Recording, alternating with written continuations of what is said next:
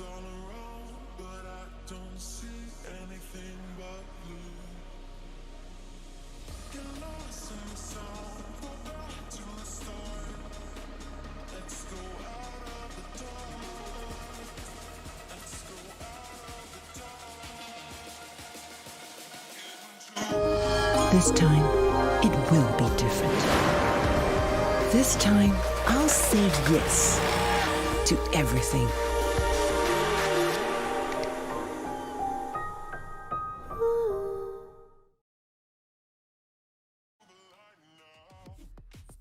Hello and welcome to the Global Esports Games 2021 for Singapore, where we will be doing tournaments for Dota 2, and the winners will be able to represent their region in the Singapore region. In Singapore. My name is Atom, and joining with me is Natty. How are you doing today?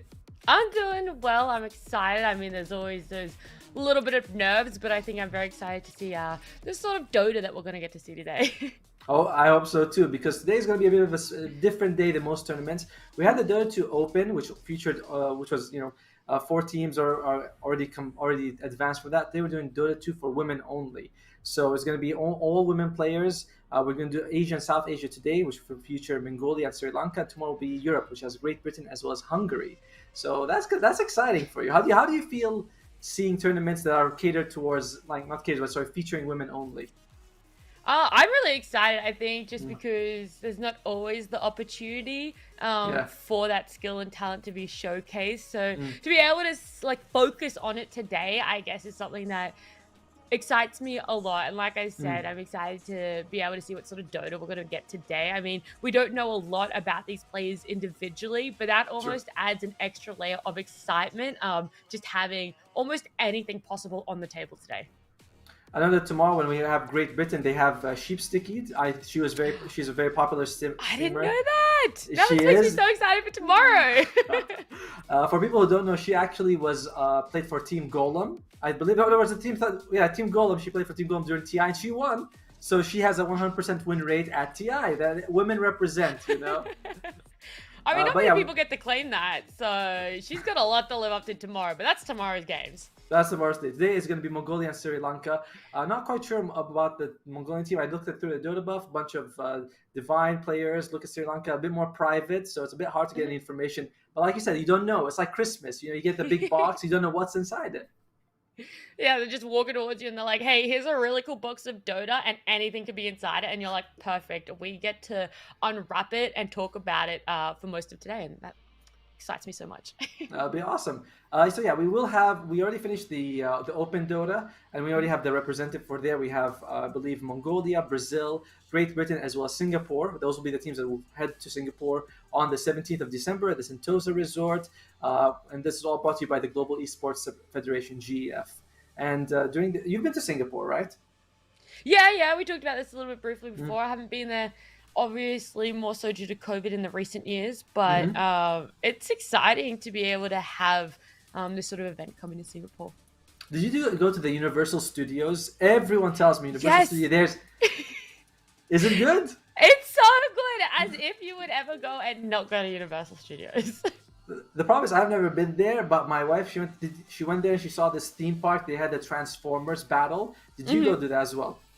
No, I don't think that was there when I went, but there were a lot of really cool features there. And Sentosa Island as well is really cool for those who haven't been. It's sort of like, think of an adventure park, but for adults. That's the only way I can describe it. It is awesome. It has almost everything under the sun there. So an adult theme park, that's where we're going with, right? That's the easiest way to describe it, definitely. But yeah, so this is a result. There will be actually a convention there. So if you like anime, cosplay, gaming, there'll be there for things for you there. Art, food. So be sure to be there. It's December 17th to December 19th. And after that, next year, we're going to be going to Turkey for the GEG. And after that, it'll be Saudi Arabia. So we're going really global with this stuff. Yeah, if there's something that doesn't really pique your interest in Singapore, then obviously you have 2 awesome locations coming up in the next 2 years that you could potentially go to instead. Yeah, I've been to Saudi Arabia. It's pretty fun. Although I went there for religious purposes, which I think is a bit different than going there for esports. Hey, well, now you have the opportunity to go back there for different opportunities. Anyway, going back to today's tournament, it's going to be Mongolia and South and Sri Lanka. The winner will be representing Asia and South Asia. It's a best of three match. So just win 2 games and you're ready. You're ready to go to Singapore. Yeah, like I said, we don't know a lot about these players, and we obviously don't know draft-wise or anything like that. But I'm going to be that really annoying person, and I'm going to say, let's just take a stab in the dark. What is one hero you reckon you're definitely going to see today? Oh, I think that I looked at a bit of Mongolia. They like a lot of the tanky offlaners, you know, the Timbersaw, the Bristleback, the Underlord. Okay. So I think that maybe I don't think any of these heroes received any significant changes in the recent patch. But maybe I think Timbersaw, if you're really good with Timbersaw, I think that's one of the heroes that you want to have in the offlane. Yeah, that's true. Timbersaw definitely has I'm not gonna say beat stomping. Maybe that's just down to my skill bracket, but let me say it's definitely looking pretty good. Bristle, I feel, used to be one of those heroes for me. You mentioned him just then briefly. But he used to be one of those heroes for me that I felt like it was really hard to lose with him. But as of recent, I don't feel he's as strong. Whereas I think now Timbersaw has sort of moved into that role for me, where it's a lot harder to lose with him. I think a lot of that's because Silver Edge is the best item right now. Yes. And Silver Edge breaks. And I think if you're going to take which one loses more from being broken, if it's Bristleback or Timbersaw, it's Bristleback. You know, that, like, he's literally named after his skill. You know, like, that's all he has. Whereas Timbersaw, like, he loses his armor. He's like, I still got a ton of nuke damage. I still have my ability to move around the map. I still have my slows. So I do think that that's why Timbersaw is still good. Whereas Bristleback, like, Silver Edge, break is too good right now. Yeah. So that's probably going to be a pretty high priority or high contest. I was going to say contested, but everyone can buy Silver Edge. So it's just going to be a high priority. Yeah. And the heroes might not be as good, but Timbersaw, you can also, like, run the game down. You can, like, go lane to lane and just burst people down. That seems like a really good thing. Whereas with Bristleback, you can't really do that. You know, he's more of a slower, lumbering kind of guy. Now, I know that this isn't, I guess, the first best of 3 that you're going to be casting for the GEG. You were saying that you're on last week. Yeah. What was the best hero or most picked hero there that you feel you want to see today? I think we saw a lot of Dawnbreaker. The thing is, last week, Brazil had the best team by far. They had 2 players from SGE Sports, TI players, and 2 players from Hokori. They're like rank 20, rank 50. So they were picking crazy stuff. They were like, oh, we're going to pick Legion Commander Carry, and we're just going to win with it. And we're going to pick Silencer offlane, and we're going to win with it. And they're like, that's what they did. They're like, they just won everything. So I felt a bit bad watching the other teams go up against Brazil. You know, they're like, guys, let's represent. And they're like, no, there's just no chance. So I enjoyed it. I mean, I didn't enjoy the pain they were causing, but it was good to see the level of gameplay that Brazil had. Yeah, that makes me very, very keen for today that we could potentially see some more of those obscure picks. They're not that out of the realm, especially coming off of the back of some wacky picks out of TI. So I think teams are very open to trialing a lot of different things, especially like you said, Silencer in that offlane. I think that one's one of the more wacky ones. For sure. The thing I want to see the most, though, is I want to see more Spirit Breaker. Spirit Breaker was the only hero ignored during the TI games and TI regionals. Like, the only hero who was not picked or back. Like, I mean, that's why his Team Spirit won. Their spirits were not broken by him. So Spirit Breaker, I'd love to see him. He got a tiny bit of a buff, 1 strength, 5 movement speed. It's nice. It's nice. That's pretty good. I mean, the extra movement speed will help with the bashes, so maybe we do start to see him being picked up more. That makes me definitely want to pick him up a little bit more in my pub games. Because nobody else will. Exactly. No, that's such no one saw how broken he was at TI, and so no one's picking him. So you just come out of the gates and you're like, actually, he's really good, and I'm going to show you. Yeah, all these TI teams, what do they know? They weren't picking Spirit Breaker. But we know, we hear in our Herald ranking, we know exactly how good he is. That's right. We definitely know more. I always love it when people are like, why don't they pick this hero? Because I use it in pubs. I just charge and I kill someone. I dive 2 towers. Doesn't matter. I'm like, because maybe other people will teleport. Maybe they do that in pro matches. Yeah, maybe it is a little bit more of that map awareness and the movement that's going around. But communication. The only way to know, communication too. The only way to know though is to just have some teams start picking Spirit Breaker. So if anyone's listening out there, maybe they're playing tomorrow. I don't really know, but if you want to pick Spirit Breaker, we're not going to be upset. The big hero on the big hero though, the big topic is Marcy. What do you think of Marcy so Yes. far? Okay, so I'll be perfectly honest. Marcy came out when I went camping, so I actually wasn't even in within reception range, right? When Marcy came out, I pretty much went camping that morning, and then Marcy got released. I came back Uh, 3 days later after having no reception, and I was like, oh, there's a new hero in Dota, and she's extremely broken. But by the time I got on and actually played her, she had gotten a little bit of a nerf. So I guess I yeah. didn't really feel that initial buff that a lot of people who jumped on immediately to play her did. So I don't Mm, think she's as broken as a lot of people say. I've seen her lose quite miserably in a few games. I've been able to kind of get on top of her as well in some of my games. That's her being mid as well as off lane is where I've predominantly seen her mm. at my skill level.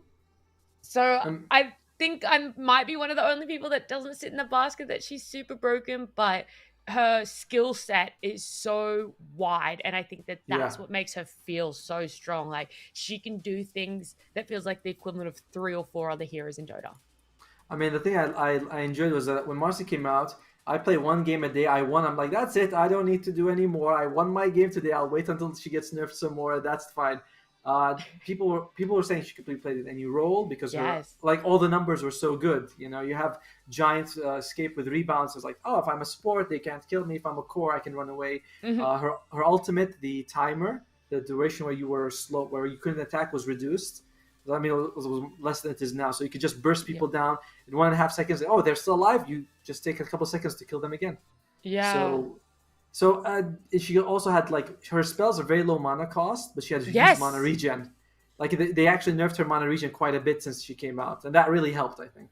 I did hear a little bit of that and I saw it, but even I still feel that there is this because her mana is so low. Mm-hmm. The way that I have played her is in more that 4 Mm-hmm. position, and so you can kind of stock up a little bit more on mana regen, and so you really don't even feel that mana regen nerf, and so Yeah. it being low cost still is so advantageous to you. But I think the downside to Marcy that maybe a lot of people aren't talking about is she doesn't necessarily have a lot of team synergy because she Mm. has the throwback and the rebound. It's a lot of displacement. So if you are looking at doing more of a team fight sort of composition, it's really easy for Marcy to come in and just absolutely ruin that. Think of like a black hole or a chrono Mm. or even just the lion stuns. There's ways that Marcy can pull your opponent out of that and just sort of really disconnect that team fight. And I think people need to be super wary of that if they don't have a lot of high team communication. And so there's a potential that you might see that in your pubs, and there's a potential we might see that if she does get I guess played later down the track. Yeah, the thing is, you combine a hero that has so much damage with a save. Like Hmm. displacement in general is just such a strong concept. Like Oh yeah. that's why we see everyone picking Pudge. We're like, guys, just watch me get a good hook, and then Yeah. you're like, that's all you need. You get one good hook in the base defense or a base assault, and that's it. You win the game. Yeah. Batrider has been consistently been nerfed because his ultimate is just grab someone and move him somewhere else, and that's a very strong Hmm. concept. And when you have a girl who can grab someone out of black hole, out of chronosphere, just with her anime powers, like that's a bit much. You know that's unfair. It is. I mean, imagine if someone at the edge of Chrono, if she could. I actually don't know that interaction Mm. indefinitely, but I do believe that she would be able to pull someone out of Chrono. Oh, It's she just not can. Like she people are definitely can. You complaining do? about it, yes. Okay, yeah. Yeah, People could are you like, imagine you get like a 5-man Chrono or something and your teammate just comes along and rips the enemy out of your Chrono? You'd be like, are you joking? Are you serious? Out of everyone. that just happened, you know. And then you think, oh wait, you're in my bracket. Okay, all right, I get it. We're both together in this. Yeah, I've seen. I was playing some in-houses the other day, and Marcy was mid lane, and she was going up against a Meepo, and there was a Lion 5 that had roamed upwards, but was coming around the back of the mid tower, and Marcy was this way, so they were trying to pinch the Meepo? Meepo. But as Lion threw out his stun, the Marcy did the displacement. And Oh so god. Lion ended up missing his stun and dying to the tower because he had to tank so many tower hits to get this stun off the Meepo. Didn't even get the stun, and he ended up Oh. unfortunately miserably dying to that tower. And you're like, And the- oh. That's when you report the lion. You're like, why didn't you read my mind? I was gonna do that. By the way, I did not know. the game is starting, and we should be going into the draft any second now. And Awesome. I like how all the Team teams have fight. hid their profile, by the way, so we can't actually get any detail. I was like, oh, I'm gonna go in. I'll know what Dire everyone's team ranking is like. Nope, none of that. You're not getting. Guys, I was gonna say you're not getting any info. They're not leaking anything early at all. They're like they're these like casters. They're not allowed to know anything about us. interesting ban coming out for both the Undying as well as the Silencer. Team ban. Silencer is a hero that we saw. Like I thought he would do very well in the last weekend. He was picked a couple of times and he did win, but I thought he would be way more popular. I'm surprised he kind of skipped the nerf hammer. I thought the Ice Frog would nerf him. Yeah, little bit really. more. Okay. He took a nerf when he used to be that Silence does double damage for Arcane. Now it does 1.7, and I'm like, that's still a lot of damage though. Yeah, definitely. First pick coming out for Viper, pretty flexible. Can be the offlane, can be the mid. So Sri Lanka not opening with like showing too much. I've seen some Vipers be played as a 10 support, seconds remaining. and I find that kind of Yes. gimmicky. I kind of agree that it's a little 5 bit seconds gimmicky, but remaining. like you said, it is very flexible, so it gives away nothing. And I think there is some value in Viper going in a support position. I don't think he's the most valuable. I always talk about like the holy trinities for a hero to go in support, and that is to have an AoE, stun, or some sort of lockdown, and to be able to get online with very little money. And I think Viper does most of that, except for obviously the lockdown. But even then, you could potentially build into an item, or if you have the rest of the team have that. So that's why I think Viper's not as gimmicky in support Dire as team pick. it potentially could be. But I think there's so much more valuable supports out there. I like the picks coming out from Mongolia with the Rubik because you can always steal a good spell from Viper. You either steal the Nether Toxin or the Viper Strike, and being able to break Viper as a support is just so nice. It's like, you thought you were something. It's like, nope, Yeah. I gotta have that. Radiant And team Clockwork ban. is another hero we kind of talked about. I think Team ban. it's going to be an Clockwork offlane or Clockwork 5 because we know Rubik tends to be played as a 4. The hero's kind of greedy, that really needs a bit of items to get going. And Clockwork doesn't. Like, you get a hook shot, you get a decent cog, and that's more than enough. Yeah, actually, 10 seconds you're right. We remaining. did go to have a conversation about him at the start. And he does hit that, 5 what I said, seconds almost that remaining. holy trinity for really good support players. I like AA. I think the Radiant hero, team ban. the ultimate Dire nerf team was a ban. big one. He used to have 40 seconds cooldown on all levels. Now it's 60, 50, 40. And that's a huge downtime increase in the ultimate. So he's not as like dominant as he used to be. And if you look at the lineup, you have no instant Team stuns on either of these heroes, which means that a lot of times the team Mongolia should be able to just TP away, no problem. Yeah. Obviously, we've got a few more bands coming out, but before we touch on those, you mentioned that they don't have that sort of stun. Is it something that they need to focus to have more on 10 their pos seconds 1 remaining. or their Radiant mid laner or team their pick. off laner? Or where would you like to see stuns, or just have all three of them have them in the side of Mongolia? I think Or it's- even if Sri you, I think if you look at your carry to bring a lot of stuns, then you're kind of like in a bad spot because your carry isn't going to be fighting with you guys most of the time mid game.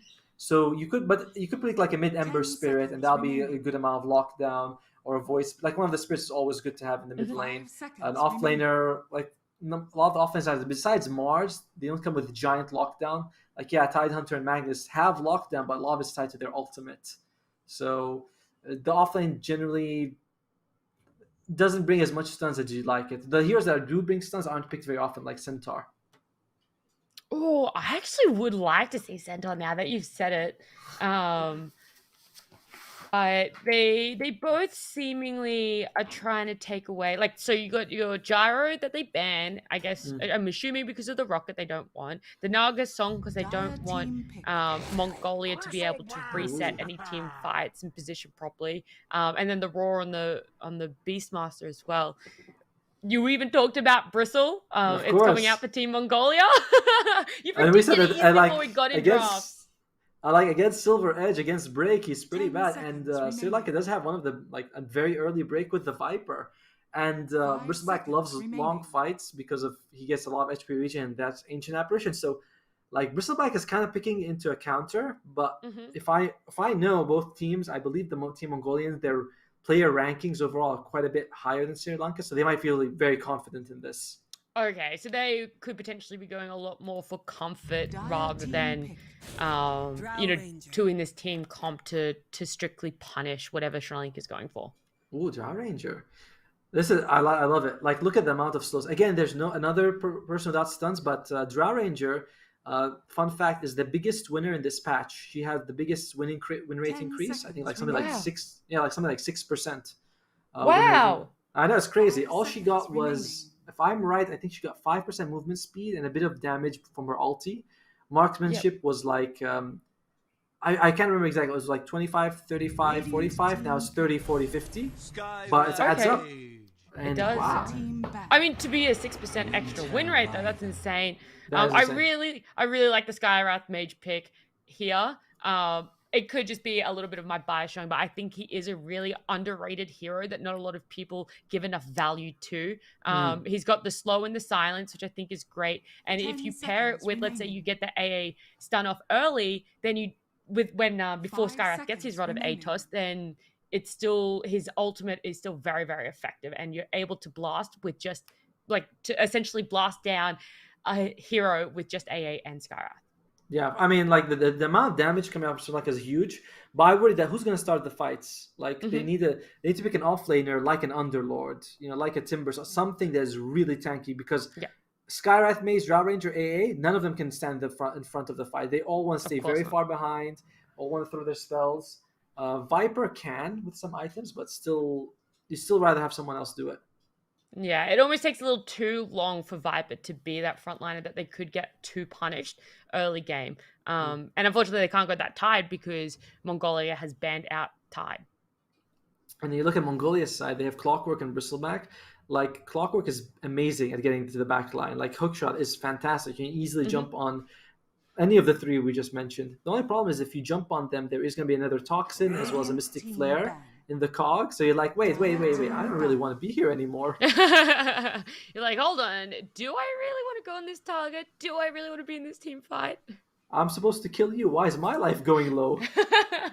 Hold on, my health bar's draining. This is the wrong way around. But in Mongolia, I think they recognize this. They're banning like the 10 tankiest people they can seconds find. So it's Axe. Yeah. I don't think Magnus is a hero you want to ban, but maybe I think Underlords would be the one that you want to go for. Something like or Timber Saw, something like that. Something just really hard to bring down. It's interesting that Sri Lanka are banning the spirits, and you said that either of those would have worked well for their lineup. That's true, but that was like a little while ago. True, also true. Now it'd be way too greedy. Mongolia now. They banned the Magnus. And Sri Lanka, is it going to be Timbersaw? Is it going to be Legion Commander? I feel like it sounds weird, but I feel like an Abaddon off lane may not be so bad just because if he goes in and they aim him, he ulties. True. I quite like that. Wow, looks like we got you on this analyst desk for a reason. Yeah, I'm the cheapest person they could find. They're like, Seconds I was going to say your Dota knowledge was good, but you know what? They're like, we don't want to stretch the budget too high. Let's just get this guy. But yeah, I like the idea of. I expect it'll be. It's just hard to say. It's like Timbersaw, Legion Commander. I like the idea of an Underlord. Underlord also brings them lockdown because they really need lockdown. Like they have no one who actually stuns. I love the Underlord. The more you say it, the more I'm on board, and probably the less likely we're going to see it. Right? I'm telling you, they're probably listening to the stream. They're like, Underlord? No. That's no, the worst pick. What? That's why we're casting and they're playing. Yeah, what do we know, right? What do you think of the side of Mongolia, their last pick? Are they going to... Okay, Dragon Knight. Okay. Still good. It does what you said, right? It has that final stun that they definitely need. Can become very, very tanky if that's the build that you want to go for. Again, makes me a little bit worried for that early phase, though. 10 seconds. Yeah, I mean, and one thing they do have, though, is that it is still flexible if it's going to be the Dragon Knight mid or the off lane. And that's... Oh, Wraith King comes out. Interesting. And that means it's going to be what? By the way, is it going to be a carry Bristleback? Is it going to be Midwinter Wyvern? It could be something like that, by the way, because remember now we have like 3 supports being picked or traditional supports. That's true. That is very true. Rubik mid. No, I'm joking. I think Winter Wyvern was played as a mid by 9 from Tundra. He played a lot of Winter Wyvern as a mid laner, and it was very interesting. Like he would go with the Orchid, with the Agnes, just as a crap ton of damage with the Witchblade. Then again, he also made the Keeper of the Light mid, so that guy's always doing crazy stuff like that. I'm curious. So you keep going. I'm just curious to see who's going to be their mid laner. Is it going to be Lulu or is it going to be Aruma? Yeah, it's one of those books that it's like, do you really want to be taking a page out of that one? Especially after it got a few nerfs. I think it's probably be the Bristleback offlane, the carry Wraith King, but the rest of it is going to be crazy to see. Yeah. Sort of a good thing for Sri Lanka is a lot of the damage incoming is physical, and Mhm. you do have Dragon Knight. So it's like if you want one guy to go up against a lot of physical damage, Dragon Knight is the pick to have for that. Yeah. So that is good for them. I guess that's also key to why they picked him last. They had a little bit of look at their lineup and they go, all right, it doesn't really overly matter what their last pick is, looking at the rest of it. I don't know. I'm looking at both drafts. I still think Mongolia has the better draft, though. I think you can get the easy break from the Viper with the Rubik. You have Winter Wyvern, who's a great support. You have Bristleback as well as Rating, that's very tanky. The other side, they have damage, but I just don't think they have enough to keep them in the fight. So I think Mongolia is just looking a bit stronger right now, at least in this draft.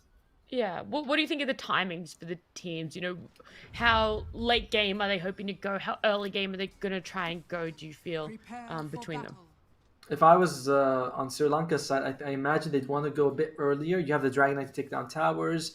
Jaw Ranger, she's one of those heroes who does a ton of damage without items, just because she can pierce armor with marksmanship.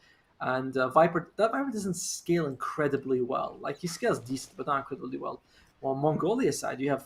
Bristleback is not the best scaler either, but you have Wraith King. I think Wraith King just, destroys Sri Lanka. Yeah. So I feel like that's... Yeah, no, sorry, you. Cutting you off over here. I feel like I'm cutting you off. That's the problem with not sitting next to someone when you're casting. Like, I have no idea what they're talking.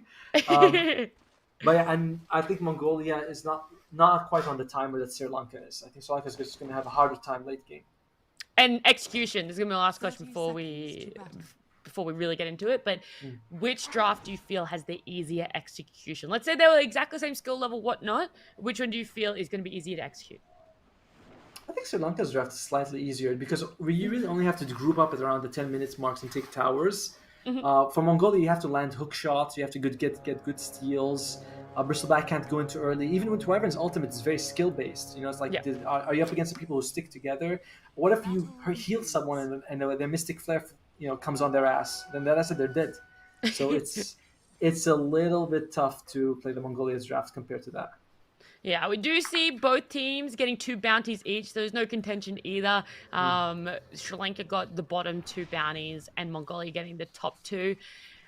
Is this going to be a little bit of an indicator that it might be a bit more of a passive game? Isn't going to be too many early rotations, or is it too early in the piece to really tell how the playstyles are going to be? Game's very early, but I don't think either team really has great killers. Maybe Skyrim is kind of their best for Sri Lanka side. If he goes into a lane, maybe you slow them. But it's not much, mid lane you have Winter Wyvern, she's just gonna fly away. Top lane you have top lane is something. If they can get the slow on the Rubik, they might be able to kill him. But even then, there's no stuns. Like we keep saying, Sri Lanka has just no stuns except for the DK. Yeah. That does mean that we are going to see that Wyvern mid, right? We said that we didn't know who was really going to be the mid laner for Mongolia. It is going to end up being Wyvern. And everything else kind of falls into place, and you just bottom lane is going to really struggle though, because Sri Lanka has the Skywrath Mage as well as the Viper against 2 melee heroes. Like Wraith King is just going to suffer so much. It's going to be very hard for him to farm here. He has no CS 1 minute into the game, which it's not the biggest deal, but you're going to hope he gets some CS very soon. Yeah, that's definitely a bit of a feels bad. And then to have the wave pushed up under tower as well. Clockwork is going to be running down the Viper a little bit. The Skywrath comes in to save him. I mean, he was never really super in danger of dying there, but Clockwork was slowly working away at him. And plus, this way he was able to prevent a full creep wave from going to the Wraith King. And Wraith King is going to get a couple of creeps, which is nice, but they prevented some of the experience and gold going for him. So this is something you can do in these games where one guy is fighting the lane, the other guy is pulling, because you deny them 4 creeps, and that's a huge deal. You can take a few, you can use a few tangos just to recover from that. And overall, Sri Lanka is just looking good in the laning stage. Yeah, the top lane is definitely where it feels the most action is happening. This AA is just doing a lot. And the Rubik might actually... Oh, he just escapes. It was looking a little bit dicey for a second there, and he eats one of the fairies to give him that extra help. Otherwise, Dro was very close to taking him down there. He also salves up. When we talked about the multiple range heroes, we were like, oh, they're squishy. But during the laning stage, it's so hard to play against like there are multiple slows in every lane. You know, you got Drow and AA, and you got Viper and Skybase. There's like a ton of slows in all the lanes. It's so hard to deal with that. However, Bristleback is farming decently because he's a melee hero, and with Quelling Blade advantage, with the range advantage, it's so much easier to farm. The Rubik and the AA just having a little bit of back and forth, trying to drain each other's health, and Rubik making sure AA does not get that pull off either. It's rough as a support to be sitting there trying to get that pull and just knowing that there's nothing you can do when the enemy support is just sitting there also waiting to counter exactly what you're doing. And of course they trade better than you, so you go up to them and they hit you hard and you're like, no, it's not. Oh, bottom lane. Clockwork went in on the Sky using the cogs and does end up falling down to him as well. He just lost way too much health in the cogs to Viper. It was what you said. You get the hookshot. Oh, well, he did get a hookshot, right? But you get in there and you can slow them down. And sure, you're in the cogs with the enemy. But if there's 2 against 1, they're going to be doing a lot more damage than you are. And you're not going to be able to run away from a Sky. Yeah, it's like sort of like a double-edged sword because we're saying, oh, great, Clockwork is great at catching these backline, yes, but he has to catch multiple, and his team has to really back him up because if he catches like Drow and you got Viper and AA and Skywrath outside just beating him, then it's like he's about, I might as well not go in at all. Yeah, I think it's extra hard being the 2 ranged, like you said. If one of them was melee, it might be a little bit better. And that is the advantage of Sri Lanka's draft. Like they are, almost 1k ahead at the start. They have the first blood, but they kind of need this because if it's an even game, I still think Mongolia's draft is better. Like when we get to team fights, Mongolia's draft feels better. These 2 supports are doing really well at denying each other the pulls. They're so on top of what they're doing. They're just doing exactly what a support is there for, pulling the waves and trying to make it as easy as they can for the carry, but also trying to make it as difficult as possible for the other support. I thought that's what the sports job. I thought we were supposed to take last hits and farm for Midas. I thought that's our job, like every game. And bottom lanes, Clockwork's still suffering.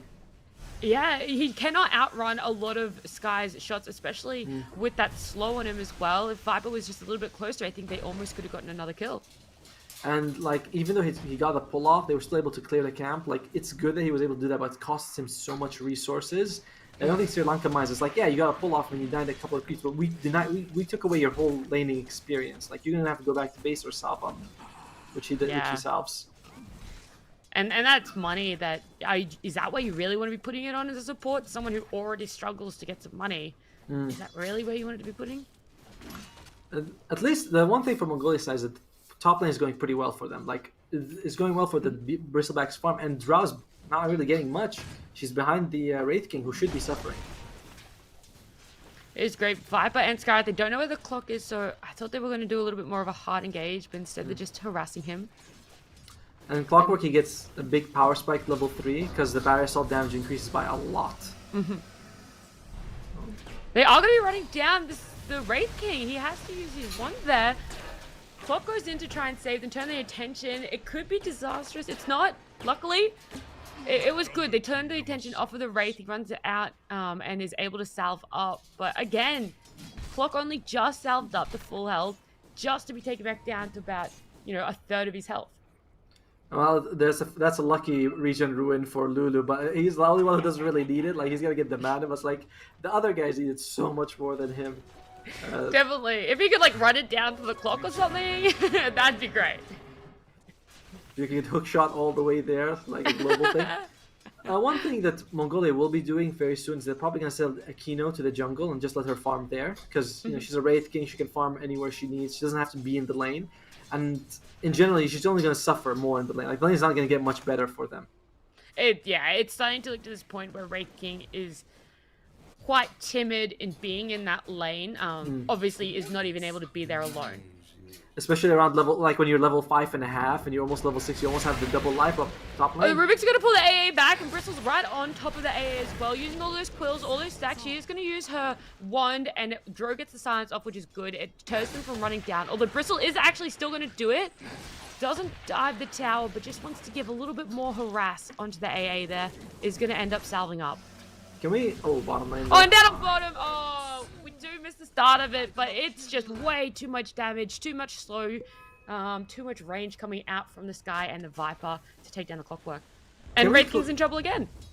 Okay, we click on the Drow Ranger for a second. I thought she did something. I think she has an item that... she has the Quelling Blade. She did something very cool just now. When she was helping her friend, like she was using the Gust, she was standing and blocking the tree. So she actually ate the tree next to her to allow the AA to walk through it while she was pushing them away with her slow.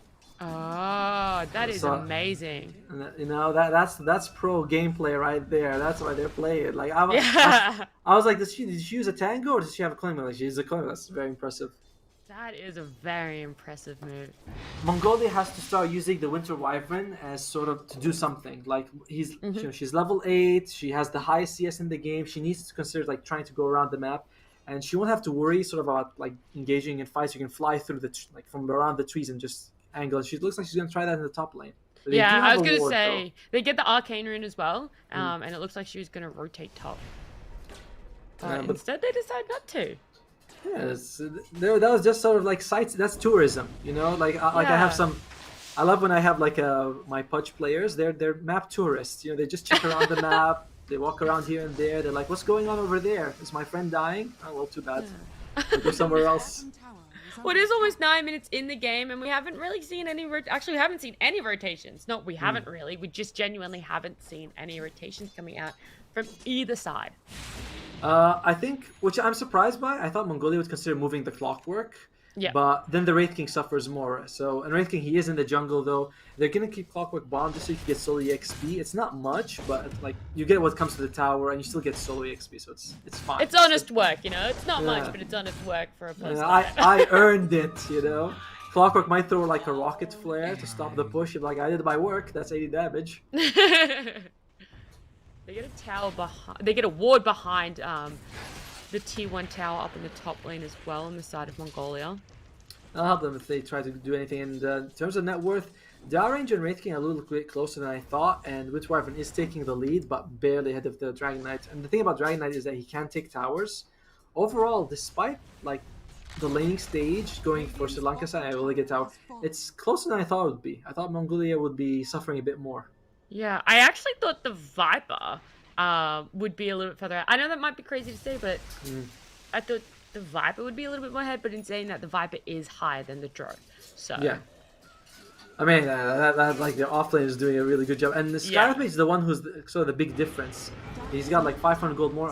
Oh, interesting. Oh, whoa, okay, so seeing Rubik in the mid lane, it forced 2 TPs, but only 1 completed on the Skyrath. And AA is just gonna walk. Oh, this is kind of dangerous. They do spot. Okay, the ward spots them coming, so Drow Ranger should be fine. Like Princess should be okay. She will pass through the tower. So lucky. I still don't think it's enough though. I think they might still just run her down. The Wyvern is gonna go in on her. That is a massive slow to the Drow. She uses her silence to push them back, but the Rocket Flare coming out from the Clockwork, she uses her wand. It's gonna be enough to deter them. They're not really willing to dive down into tier 2. Oh, that was a lot of rotations for nothing though. Right? Like that. Nothing. Like they lost the mid tower, and like it. By the way, it went from like full to 0 in that rotation, and they didn't get anything out of it. Yeah. That's 2 towers down for Mongolia. Sri Lanka, again though, surprisingly farming really well on their cores, despite like Drow Ranger you think would be ahead. Again, yeah, I thought the Viper would be doing a little bit better just because of the laning phase, but ultimately we should look at how much the Drow is struggling.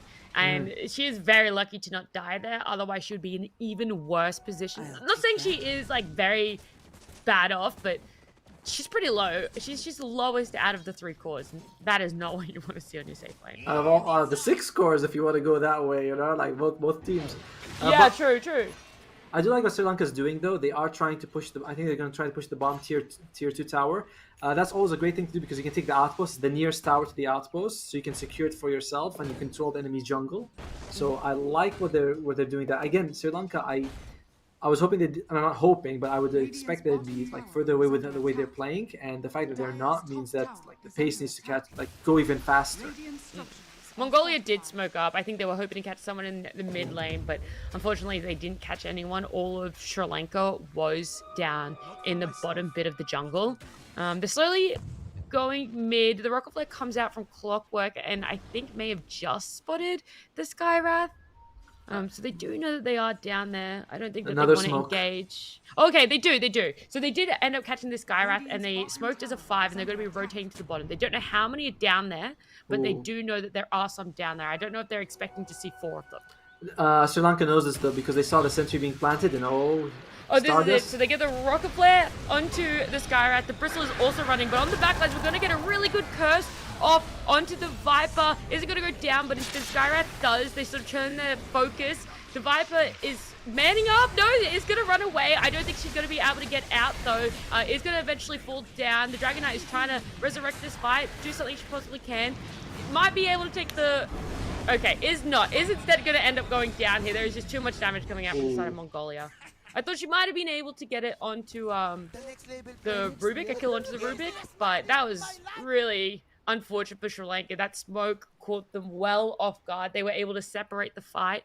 Skyrath getting caught out first and pushed to the side where they could focus with a really good curse coming out. Which is a bit surprising because Sri Lanka saw the ward being planted. They actually pinged, like you could see the ping. They saw the sentry ward being planted on their cliff because they have it there. And I was like, oh, they must, they'll know it's coming, but still caught a little unaware. That clockwork hook shot was amazing. She was able to caught 2 people, and with the Winter Wyvern on top of that, that's just so much damage. So yeah, well played by the clockwork, well played by the Winter Wyvern. And Mongolia brought 5, Sri Lanka brought 4, and I may not be a mathematician, but I think 5 is higher, so it's easy to fights like that. This is definitely always going to be in their favor. They might have caught the sentry, and they were just a little bit too slow to react to getting out of there. Another thing also is that the problem with Wraith King is that if you bring him to fights, it's basically 2 lives. Like, he's going to die. He doesn't mind starting the fight and dying, unlike other carries, because he's just come back and his team can clean up. So it's a good carry to have in that situation. Yeah, but they didn't even need him. Like you said, that Clockwork Hook was really, really good onto the back lines. Great setup for that curse. I gotta say, just really good curse. And just like that, Mongolia's ahead in terms of net worth. And if I'm Sri Lanka, obviously the game's not over by any means, but you'll be thinking, man, we had good lanes and we're suffering now. Oh, another hook shot coming out from Clockwork onto the Dragon Knight this time, and there is 3 of them on there. The Rubik is also going to pull it back, and there's just way too much damage on top. The Battery Assault as well to make sure she's not running anywhere anytime soon. Bristle was also there just in case, in case they need the extra damage. And he's like, guys, you need me? No, I'll just go back to farming. I'm fine with that. Alright, that's fine. I'll just return to the jungle, guys. That's where I belong. That's where I feel best. But that was really good to get it on the Dragon Knight as well. A pick off like that. So in terms of let's see, Ancient Apparition, she's going for the Glimmer Cape. Dry Ranger, I think she is. Actually, I have my face blocking there. Dry Ranger, is that? Oh, yeah, she's gonna go for a Silver Edge, of course, naturally. I was like, I always see the Blitz Knuckle and I think of the Witch's Blade, and I was like, oh no, it's not that. It doesn't. It makes more than just the Witch Blade. It makes the Silver Edge as well, which is much needed because again, Bristleback, you break him, that's a big deal. You can't always rely on the Viper.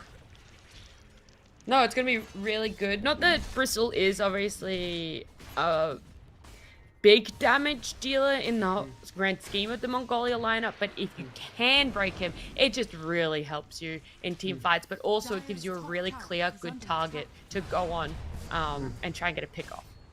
Yeah, because his job isn't he does good damage, like you said, but his job is also just to provide vision for his team, absorb hits. You can't kill anyone if you have a Bristleback breathing down your neck, beating you down with his. What is that? Is that what do you call it? Is that mace? A flail? A mace, I believe is what you call it. I'm pretty sure it's mace. Yeah, it is. I thought the flail is the one with the chain, but the mace doesn't have a chain. Well, now you're making me Google it. Now I'm not sure. It's like now my whole life's turned upside down. A mace. You're right. No, a mace doesn't have the chain. The flail does, right? Gosh, the morning. I think they call it a morning. No, is it the Morning Star? Again, you're making me Google. No, now I'm doing the same thing. I don't think so. I think a Morning Star is just a certain type. I mean, this is a really good time to be Googling as well what weapon Bristleback has as we come into a pause. But let's see. So the game is going pretty well for Mongolia. I can see they already have a 60% win rate because even though it's even, it's 4-3. They're only 1K advantage. Their lineup is just so much better late game. Yeah. How much do you believe in the win probability though? How much faith do you have it? I think the win probability is pretty accurate Okay. until like a certain point. Like if if you have PSG LGD playing against Team Secret, the win probability is like it might be all over the place because the teams might have very different. Because what it does is calculates the net worth and the experience advantage and says which team based on in this situation would win with this Yeah. lineup. But what if you have let's say they're like the Winter Wyvern, it's not a support, it's a mid. So the game might be considered that might throw it off a loop because it might consider that in a different calculation. Does that make sense? It does. Yes, I do understand what you're trying to say. Thank you. No one else does. Really? No, I get what you're trying to say. But that's also like my grain of salt that I take with win probability. Do they really have every scenario planned out in this win probability? Like, come on. Now, for me, I always think that what they do is they just look at the net worth advantage for both teams, and like the net worth and XP, and then plug in the heroes, and then say, all right, in this situation, if this team with this hero has more advantage, they're more likely to win. Yeah. I remember. Do you remember OpenAI? Yes. Yep. Yeah. I remember they were playing against OG, and they were like even in the laning stage. Then OpenAI was like, yeah, we got 95% chance to win. Whoa. So yeah, they won. They won all their games. So the AI knows a lot. It's just, I guess, it's just human factor. A Rocket Flare went out. Oh, they are going to get the Rod of Atos and the AA ult and the Skywrath ult on the Bristol back, and he is just going to absolutely pop. Go nowhere. They are going to be running down this clockwork. They're not going to get the stun on. The curse goes out from the Wyvern. A really good curse. I think Dragon Knight might end up going down to this. Is just living on, holding on to nothing, slowly ticking down. Doesn't end up falling. And the fights are just going to disengage there. I was just in the middle of saying that the Clockwork Rocket Flare went out and I think discovered 3 or 4 of the Sri Lankan players. Then Sri Lanka ended up smoking and running down to that mid. So even though Mongolia knew that Sri Lanka were close to the mid, just on the top side of their jungle, they were still kind of taken by surprise and off guard by that smoke. Feels like smoke is really the winning item this game. Both teams have used smoke so effectively. Yeah. Silver Edge who? We don't need that. We just need more smokes. Yeah, it's like a Silver Edge, but for all of us, for the whole family. Silver Edge for the whole family. That's gonna be Smoke's new catchphrase. Dragon Knight does have the Blink Dagger also, which allows them to jump in and catch people. I think that's why they're able to get the Bristle back. You get the the 3-second stun, and everyone can throw their spells. Can we look at Viper? Is he RGB? What the hell was that? I've never seen that. What? Can we like zoom into his? Look at all the colors. Yeah, what the hell is that? He's got all the colors on like on his face. That is. Yeah. You see that? Look, let's just say there's always new things in Dota to see. I mean, I know the Winter Wyvern has the RGB thing, but this is new. I've never seen that before. It's crazy.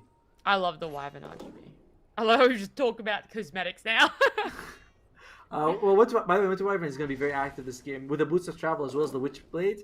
It's a ton of damage, and she can show up anywhere she wants. So Lulu is a giant threat, and Rubik, best spell in the game that you can have in this game with the Nether Toxin. It's level 3, not level 4. So, he's waiting she's waiting for Viper to max up. So he's like, come on, jolly good, give me the best one, give me the max level. Make my team strong, please. What are some item timings that we're looking at coming up? I do like that they're going for the Force Staff on the Viper. I think they'll need a couple of those, and there you go. Another smoke coming out of the side of Sri Lanka. I think the getting Silver Edge on Drow is going to take forever, but mid lane. The Rod of Atos out on the Wraith King, but there's the Blink Dagger coming in for the Dragon Knight, and they're going to focus down on the Rubik. He's going to be healed up from the Wyvern. Hey, ult, the Skywrath ult. The Rubik ends up going down. The Silence out on the Wraith King. He pops his ult. He's going to go down for the first time. Curse on the Dragon Knight. No one around, so it doesn't actually catch on anyone. And it looks like the Skywrath might be the only one that goes down on the side of Sri Lanka for now. Rod of Atos onto the Clockwork is also going to fall down. Dragon Knight slowly being burnt down in the backline. Bristle still running after him. I think they're pretty set on getting that Dragon Knight. Instead, Dragon Knight's going to be able to get out. Bristleback is doing a little bit of damage, a little bit of work. That's a really good stun coming out from the Wraith King. And the AA and the Drill Ranger also going to fall down. 5 for 3 out. One last Rod of Atos. Is Wraith King going to be able to catch up? Ends up falling to the skeleton, I think, got the last hit there. And just in like it's incredible performance. Even though Sri Lanka, I thought they looked really good at the fight at the start of the fight. They burst down the Rubik with it, got nothing off. Yeah, they lost some. They lost some to the clock. I wasn't sure, but they were able to get the clock. It's like, all right, 2-for-1 trade. Nerd has made it out. They're gonna be fine. But again, Mongolia. So Dragonite is got the Duke off, but doesn't have a TP scroll. They put the scan down, and they actually do end up seeing the Dragonite with the scan, so they're going to be able to find her in the trees and take her down. That is everyone on the side of Sri Lanka dying. It's a team wipe. They were able to get everyone Delayed across team the map. wipe, but yeah, team wipe. And I think that's going to be the trend for the rest of the game. I don't believe that Sri Lanka, like they took all this damage stuff and they took a good lane, but they don't have enough. They don't have enough damage to bring down Wraith King twice or the Bristleback. Like if his Bristleback is active, like if he walks through the Viper and another Talkman, he's fine. Yeah. And that's just gonna be how it is. Like there's no. I don't want to say there's no way because there's a will, there's a way, but it's very unlikely. Just Mongolia looks like they're gonna sort of take objectives and win the game.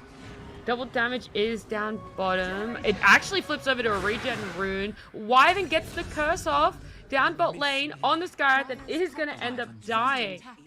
It's a really good use of the curse for a pick-off. And you didn't even have to like commit over the river for it. Our observer was like, it's too violent, I won't show it. It's too much. Too much of a beating. What I was going to ask before we had another engagement was, Sri Lanka looked really good at the start of that fight, but what do you think they needed to do to flip that fight? Was it changing targets? Were they focusing the wrong people on the side of Mongolia? I think if you can get the Winter Wyvern first, that would be the best. He is the most, like the easiest of the enemy cores to bring down, and he does the most damage. Like that hero is just the most dangerous right now on the enemy side. So if you can bring down Lulu, that would be the best. Then you want to go to the Rubik, and then you can just kite the rest. Because, like, yeah, Clockwork hook shots is dangerous, but you gotta find a way to split them apart. And they are getting force staff, which is a great answer. Like you get cogged, you have Bristleback on, you get some. Doesn't matter. You just force staff them away. Force staff out. But it's not a tall order. It's a tough thing to perform at this point of the game. You just have to find a way to kill the one to Wyvern. Yeah, it's almost like you need to farm as efficiently as possible, but you can't split off from each other because Mongolia is just rotating really well together. Yeah, and Wraith King has also got that Radiance. I like that. When you go Radiance on Wraith King, that means that for a long time you're not going to be fighting with your team. Because you don't want to, you don't have 3,200 gold and you die and you don't have the relic. So Wraith King wasn't very active with her team this game, and still she gets the Radiance off, which is a big payoff now for her. And Sri Lanka's like, how do you fight that? Yeah, that is definitely going to be one of the big questions: is how do you fight this Wraith King? But also, what you said, they've got to try and take out the Wyvern first, but they also need to almost segregate and like separate the Bristleback from the team. There's a lot of different aspects they have to try and consider.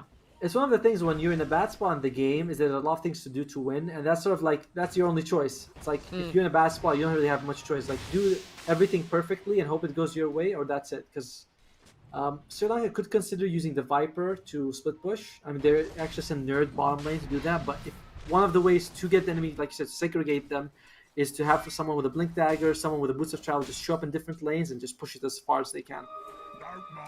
And Viper would be good, as well as the Dragonite. Like Viper with boots of travel, you show up to a lane, you just throw another Toxin, that'll clear out the wave.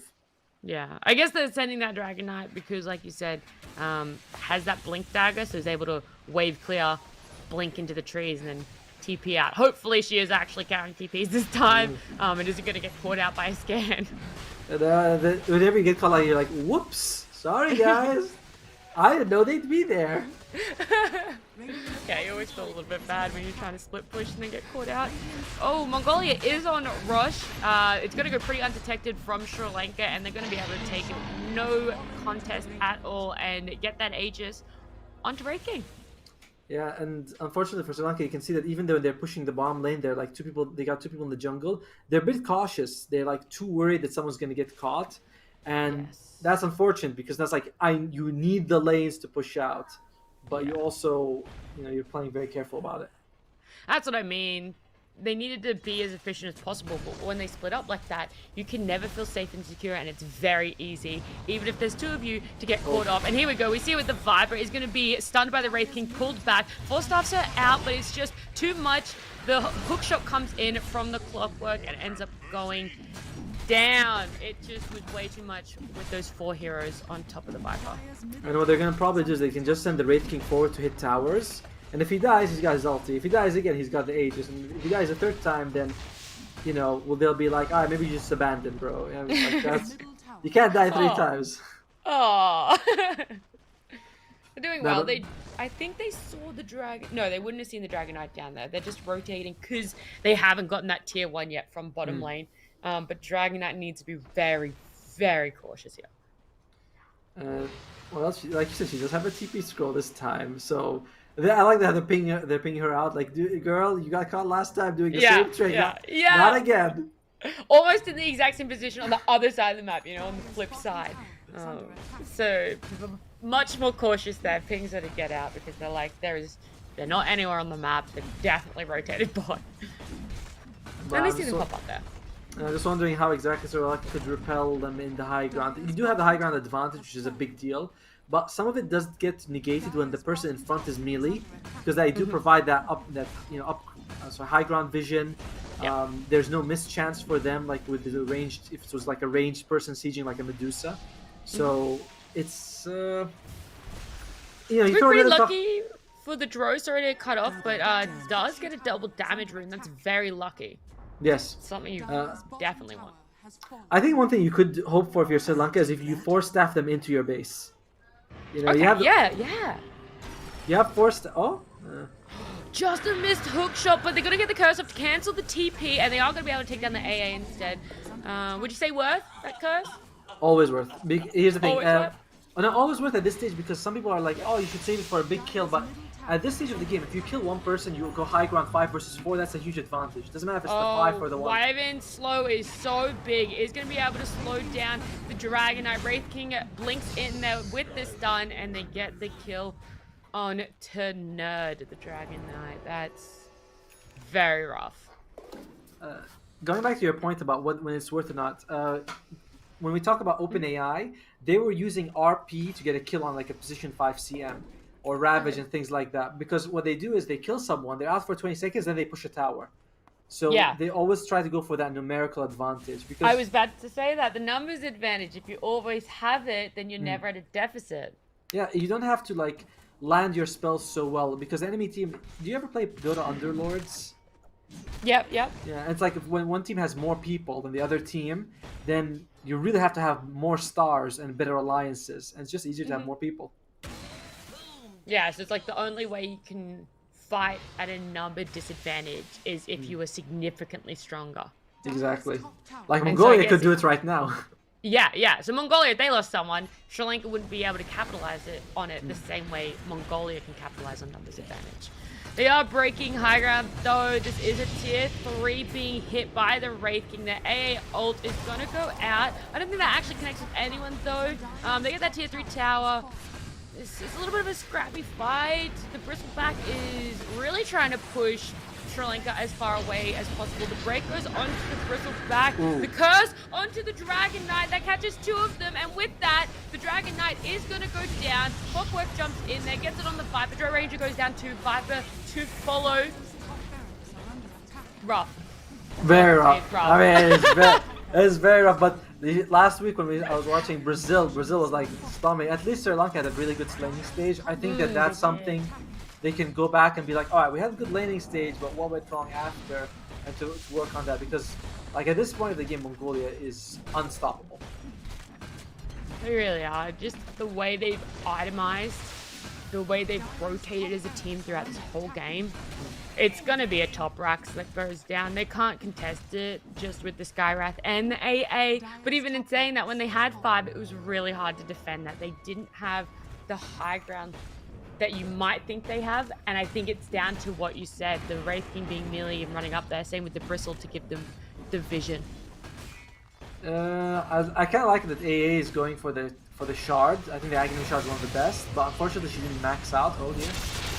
Oh, they are going to be able to get the run of Atos and ult the Skywrath ult and the AA ult onto the Bristle, but the Viper's going to be caught out of position and taken down by the Wraith King. They might be able to pop his reincarnation. Actually, the Aegis, I believe it's the Aegis that goes down on Wraith King, and a curse onto the AA is able to give them a Skywrath kill and an AA kill as well. And Nerd is just going to be slowed to the extreme from the Wyvern and taken down at the end there. It was a good attempt. Like this, they got one life out of the Wraith King. They actually waited for the Aegis to expire, then they killed him. So he was okay, sorry. So it was the reincarnation of the Aegis.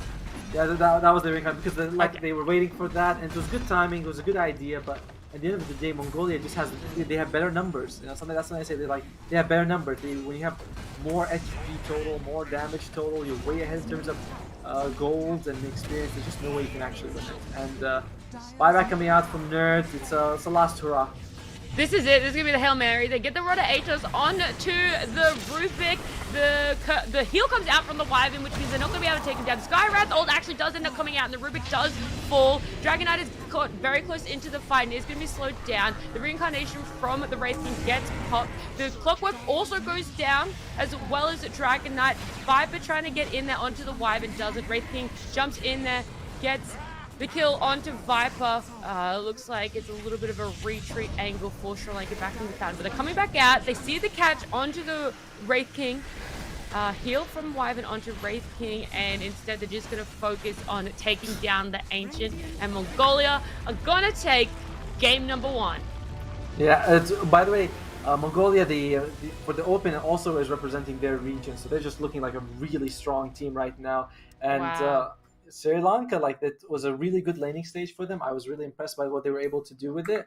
But Mongolia, despite them losing the laning stage, you can feel like their net worth was not really falling far behind. They were able to take the jungle. They made sure their supports were suffering more than their cores, and Sri Lanka was just not able to capitalize on it. Mongolia's draft is really good.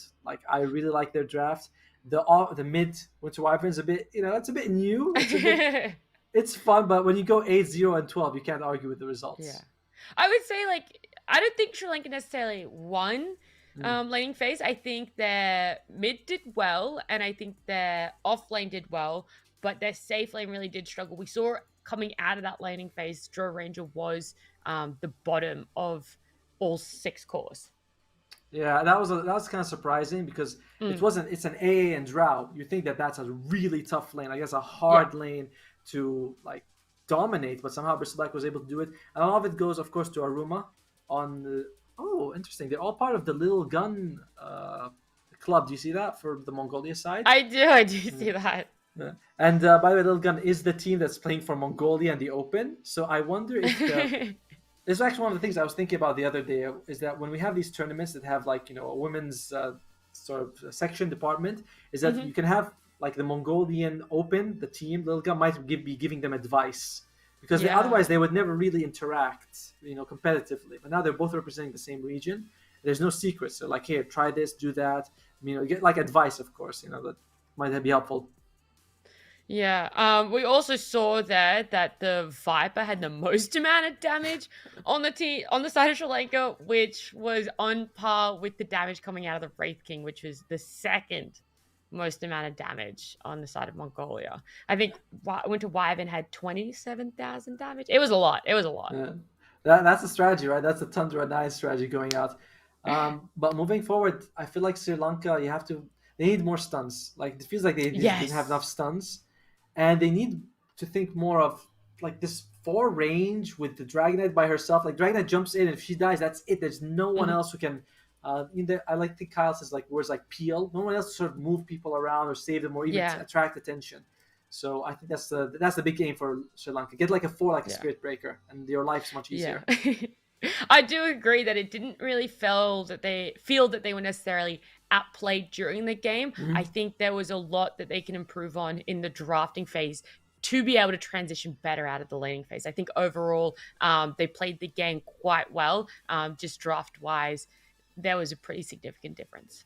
For sure. We're going to take a little bit of a break. During the break, we're going to be showing you some messages, some tips about having a healthier relationship with gaming wellness. And we'll see you guys in a few minutes with the game 2 between Sri Lanka and Mongolia.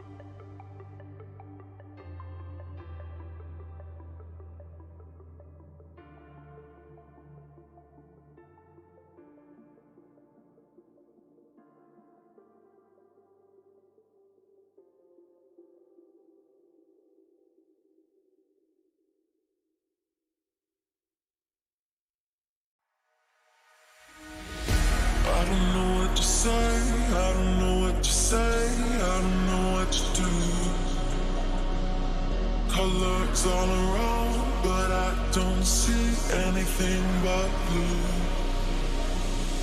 Get lost in the sound, go back to the start.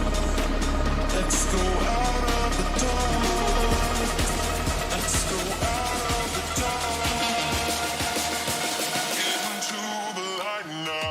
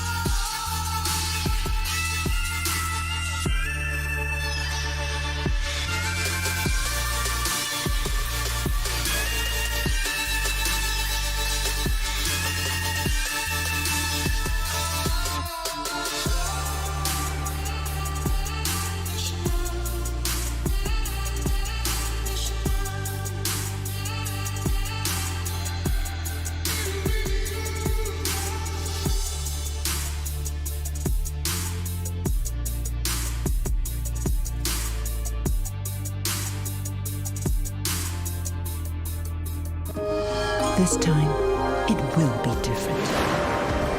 This time, I'll say yes to everything.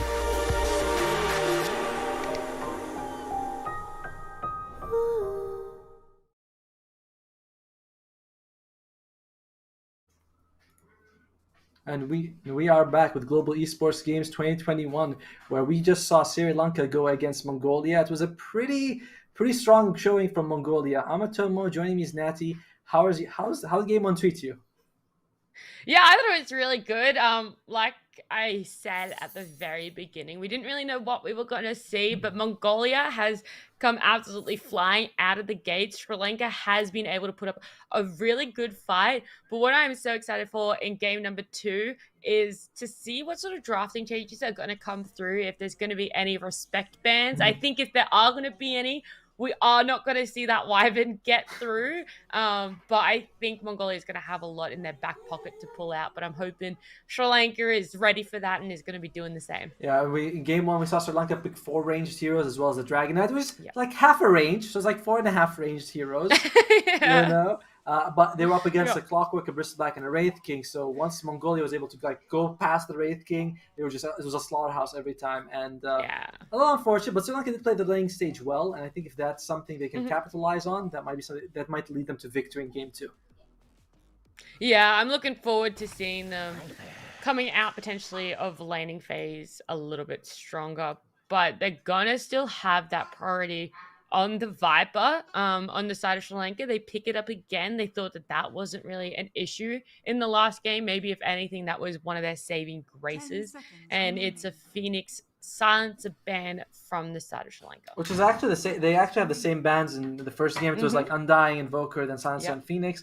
I'm glad that they picked Viper as again. The hero still very flexible. The lane stage went pretty well for him. Like the bottom lane was, we'd say, the best lane for Sri Lanka. Like they were able to get a couple of kills. The first blood went in their favor. Really was. So I do like that, and I do think that this way you could put a melee hero. We were saying like Earth Spirit's great, Spirit Breaker's great, even Monkey King. We've seen a lot of Monkey King in Mongolia though with the Clockwork. Are they going to go with Rubik as well? There you go. It is. It's the exact same opener. Hey, if it ain't broke, don't fix it, right? It worked really well for them. I guess they had the same sort of logic that the Rubik still pairs up really well into the Viper. But this time on the side of Sri Lanka, they are going to be picking up the Lich instead as their second pick. Interesting. I kind of like it because it does have a lot of damage, like physical damage mitigation, which they need. Like we said that they need that in game 1. Game 1 they had the Dragon and we said, oh, that's a lot of armor. He'll be able to sort of withstand a lot of physical damage, and he did. But of course, she did, but still died. In this game, Sri Lanka saying, let's take the Lich. Again, 60% damage mitigation with that frost armor.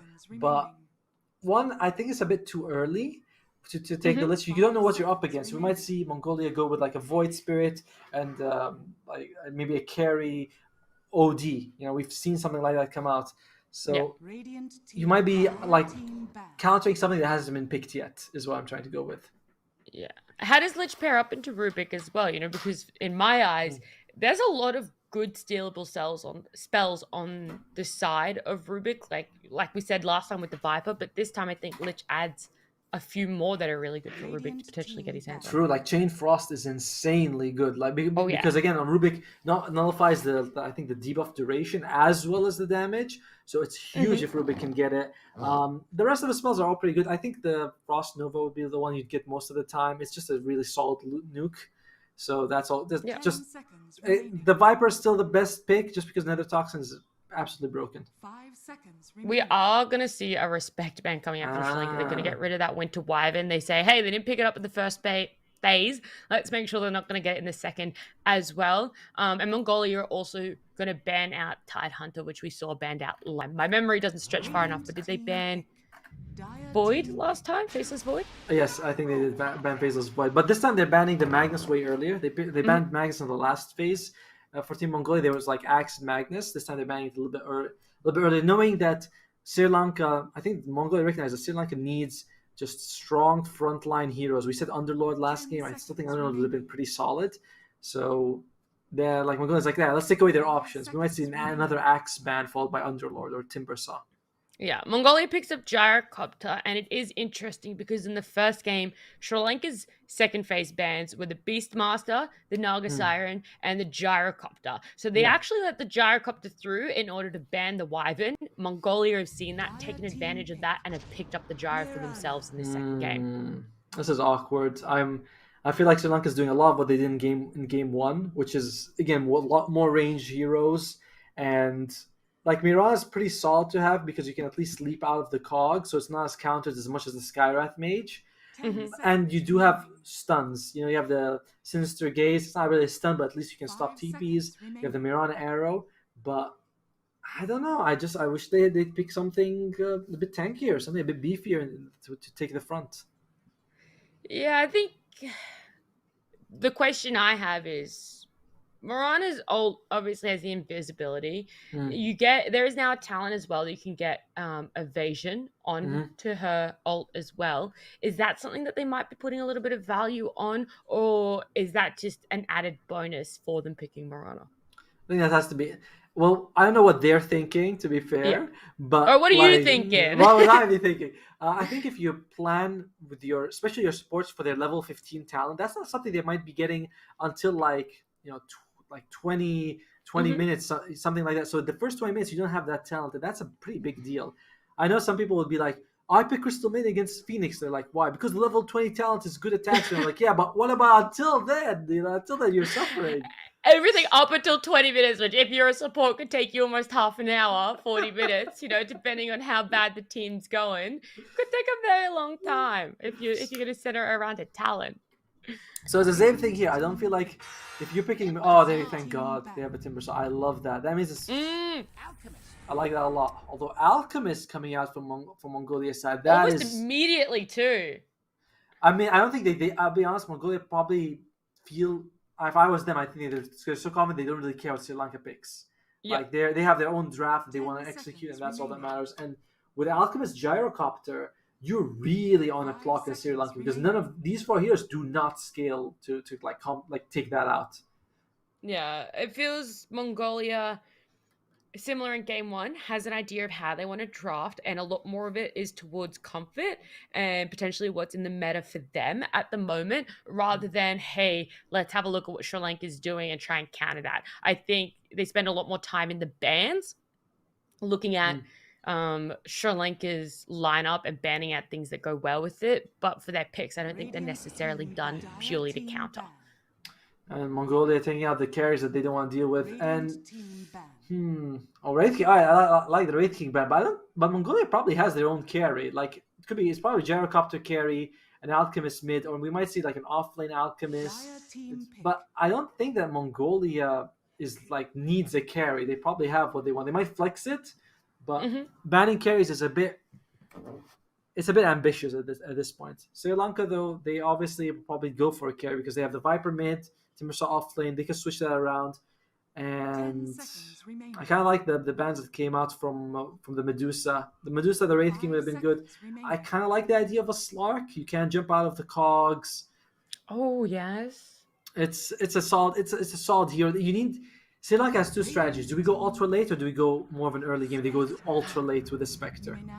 Yeah, that spec was banned in the first game too, so they couldn't get their hands on it. Now that it got through the whole banning phase, Sri Lanka were like, all right, let's take it and grab it. And Team Mongolia are going to finish out the draft with a Hoodwink. So, which draft do you favor?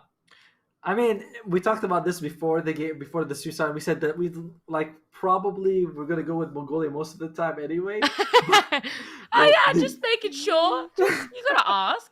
But yeah, I think Mongolia's draft is also better at this game. The Hoodwink has a break, and look, Timbersaw doesn't like being broken, and neither does Spectre, and neither does Viper. So it's like, of course Rubik has a break that he steals from Viper. So that's a lot of breaks coming out from Mongolia's side. Sri Lanka has to play really good to win the game. Like they have to be able to take advantage of Gyrocopter and Alchemist farming it quite a bit for the early game, and they have to be able to get kills. Wait, really... I just realized. Wait, Lulu's their mid laner, and Lulu's on Hoodwink. Yep, it's their mid Hoodwink, mid Viper, mid Winter. That is 2 very unconventional mid laners. I mean, she'll be probably going for that Glipnir, and then just Yeah. crank up the ulti. And I don't know, like it's a tough game for Sri Lanka. Again, they do Yeah. have decent late game with the Spectre, but you're up against Alchemist and Gyrocopter. Both of these farm way faster than you. Oh, especially that gyro. Mm. Get someone who knows how to play a gyro on it, and I think a lot of the people playing today would be at that level, and you are farming insanely fast, and it is something that is difficult to catch up to. Yeah, I won. Like, it's just gonna be a harder game again. It's a hard game for Sri Lanka. They do have more control and stuns. They do have better front line. They do have global impact with the Spectre. Like, remember last game, the fight bottom that they lost. It was 5 versus 4. They didn't have Draw Ranger. Now Spectre can press R and join the fight. That's actually a big deal. So Sri Lanka has a better draft this game. I don't know. Mongolia, it feels like they're just gonna take it again. It's a hard draft to play against. Yeah. I'm hoping it plays a little bit more to Sri Lanka's strengths here with their draft. Same question that I asked you last time, though, is which draft do you feel is easier to execute? I think Mongolia feels easier to execute if you feel like the enemy is not going to be playing ultra aggressive, because Gyrocopter, he's pretty good. Like in fighting early on, the ultimate's really good. Flak cannon's pretty solid. If you get close, there's a rocket barrage. Usually the hero goes for the Aghanims or Dragon Lance. That's like enough stats. Alchemist needs a bit more time, but when you're playing against Alchemist, your team is on pressure to always invade the jungle, always smoke up and find him, because if you leave him alone, he'll win the game. And that's a lot of pressure. That's like the same as the anti-mage. There's a lot of this. Yes. Like it's a mental pressure that there's a ticking time bomb on the other side, and you have to handle it. 100%. We see the same thing play out at the start of the game here. Both teams going to get 2 runes to each other. Absolutely no contesting the runes. And so I guess they just want to be able to start really strong in the laning phase. They don't want to be coming in already, with half their regen that they've bought. So I understand that. And they're just going to play it safe. And the Hoodwink is starting off. Sorry, it's going to be the Alchemist offlane. So you mentioned the Hoodwink Lulu's going mid, and this is such a weird matchup. It's like Hoodwink versus Viper. Who wins? Well, we see it once in the blue moon. So who do you expect to win coming out of this? I think if Viper gets close enough and gets a couple of poison attacks off, she'll be able to win the lane. Just because Hoodwink has no HP. Like she's got low HP, she doesn't have much strength gain, so if you can get on top of her, she dies pretty fast. And Viper a little bit more tanky at least, and taking points in that corrosive skin. I think that you want to max out corrosive skin and take no points in their toxin. I know it sounds weird, but you don't want to give it to the Rubik, so why take any points in it? Can you imagine? Actually, can you imagine you don't take any points in the W or the R, and Rubik steals it and then he gets nothing? He's like, what the hell? You have no he's stuff? like, wait, what? I would love that. Rubik goes for the rotation or something like that, expecting Viper to have one of those spells, and then he just gets that. He's like, hold on a second. What? Wait, did I not click it right? Did this somehow target the creep in a bug way? I actually remember that there was a professional match. I forgot which team it was, but there was a Morphling against Earthshaker, and Earthshaker didn't take any points in Enchant Totem. So when Morphling morphed into him, he's like, wait, you don't have W? What the hell's wrong with you? Oh my gosh. Giving me ideas for future games I'm gonna play. Just pick Earthshaker every game, hoping the enemy picks Morphling, and then one time. That one time though. I've played 40 games, but that one time. And it works, and you're like, do you see that? Do you see that? Well, Gyrocopter bottom lane should be kind of decent for the Timbersaw, though. I don't think they have any way to kill the Timbersaw. So Kazooie is just going to focus on Stardust, saying, like, I want you out of the lane as much as possible. And Stardust, this is the problem when you start with level 1 Arrow, is that you can kill creeps really well. Like, you can take those big jungle creeps. But if anyone gets on top of you, it's like, oh, there you go, Arrow, and land! The arrow is going to connect, and that is so good. That is a massive overextension on the side of the Clockwork. I thought that was looking extremely bad for the Mirana, and that she was going to be, forced out of lane at half health, but instead, Timbersaw flips off of the lane. The arrow hits, an amazing arrow, and they just instantly get that kill. It's really good. It's like, it's crazy. Like, we were just saying, if you take arrow level 1, you can farm creeps. He was farming heroes. Doesn't matter about the creeps if we can just get a hero. Great play. Great turn. Now Kazooie can't really do anything because Stardust has leaps. There's just no way you can actually kill kill either one of them. Timbersaw, if you call him, you can. The Rocket Barrage, you can get. Sorry, no, the Rocket Flare, or Battery Assault. Battery Assault. I always confuse these two spells. The Battery Assault is pretty good against him to keep him there, but Mirana, nope, you can just leap instantly. Yeah. Spectres? I do like, I guess, that they knew the Morana was going to be going up against that Clockwork and just how advantageous she was against it. Great CS by the Spectre so far, like just doing a really good job of keeping the lead. Hoodwink's got 13 denies. How is that even possible? Almost as many last hits. And like overtaking the Viper, like that is insane. What? Can we look at the Hoodwink for a second? What has she got? Like she doesn't have anything that's insane in terms of damage. So how's she getting all the attack animation for Hoodwink is amazing though. Yeah, I think if you're just comfortable on a hero with the attack animation, you get a lot of denies and it's really good. I know I tried to play Razor for like one of the first times the other day, just because I'm not a carry player. And his attack animation was really hard for me to get used to. I think I came out at 10 minutes with something only like maybe 25 last hits or something. Like it was miserably low. Like it was disgustingly low. But that attack animation was just so hard to get used to. Is it because there's a tiny bit of a delay after the attack? Yeah. Yeah, that's what I It's when that. it's when the attack animation comes back to you that the damage is done, and it was really hard to get used to. I mean, we're gonna go back to like Dota 1 days. There were some heroes who had just insanely different attack animations. Like I remember Vengeful Spirit would throw herself. Her attack animation was herself. Oh, what? I know it sounds crazy, but it's like the weirdest attack animation in the game because she throws a projectile that looks just like her. And so there were some really wacky attack animations. Now everything's sort of like a bolt of a color with the range attack. Like Rubik's like a bolt of green, Lich is a bolt of blue, like there's a bolt of fire. Like all right, that's cool. Oh, Kazooie, pretty confident. Look, all I'm saying is after I guess Clockwork's to he, and is Clockwork to he? You know, we don't even know. But I guess after, being so aggressive last time, I'm very surprised that she was willing to get to the middle of two heroes again. Overall though, the Sri Lanka's draft is doing pretty decent CS. Spectre's pulling ahead, the other two not too far behind. It's like 20 to 23, that's fine. Although the Hoodwink with 16, that's still insane to me. I guess that means a lot of Viper's farm must be coming from the jungle, because she can't be getting that much farm from the lane itself when there's nothing in the lane.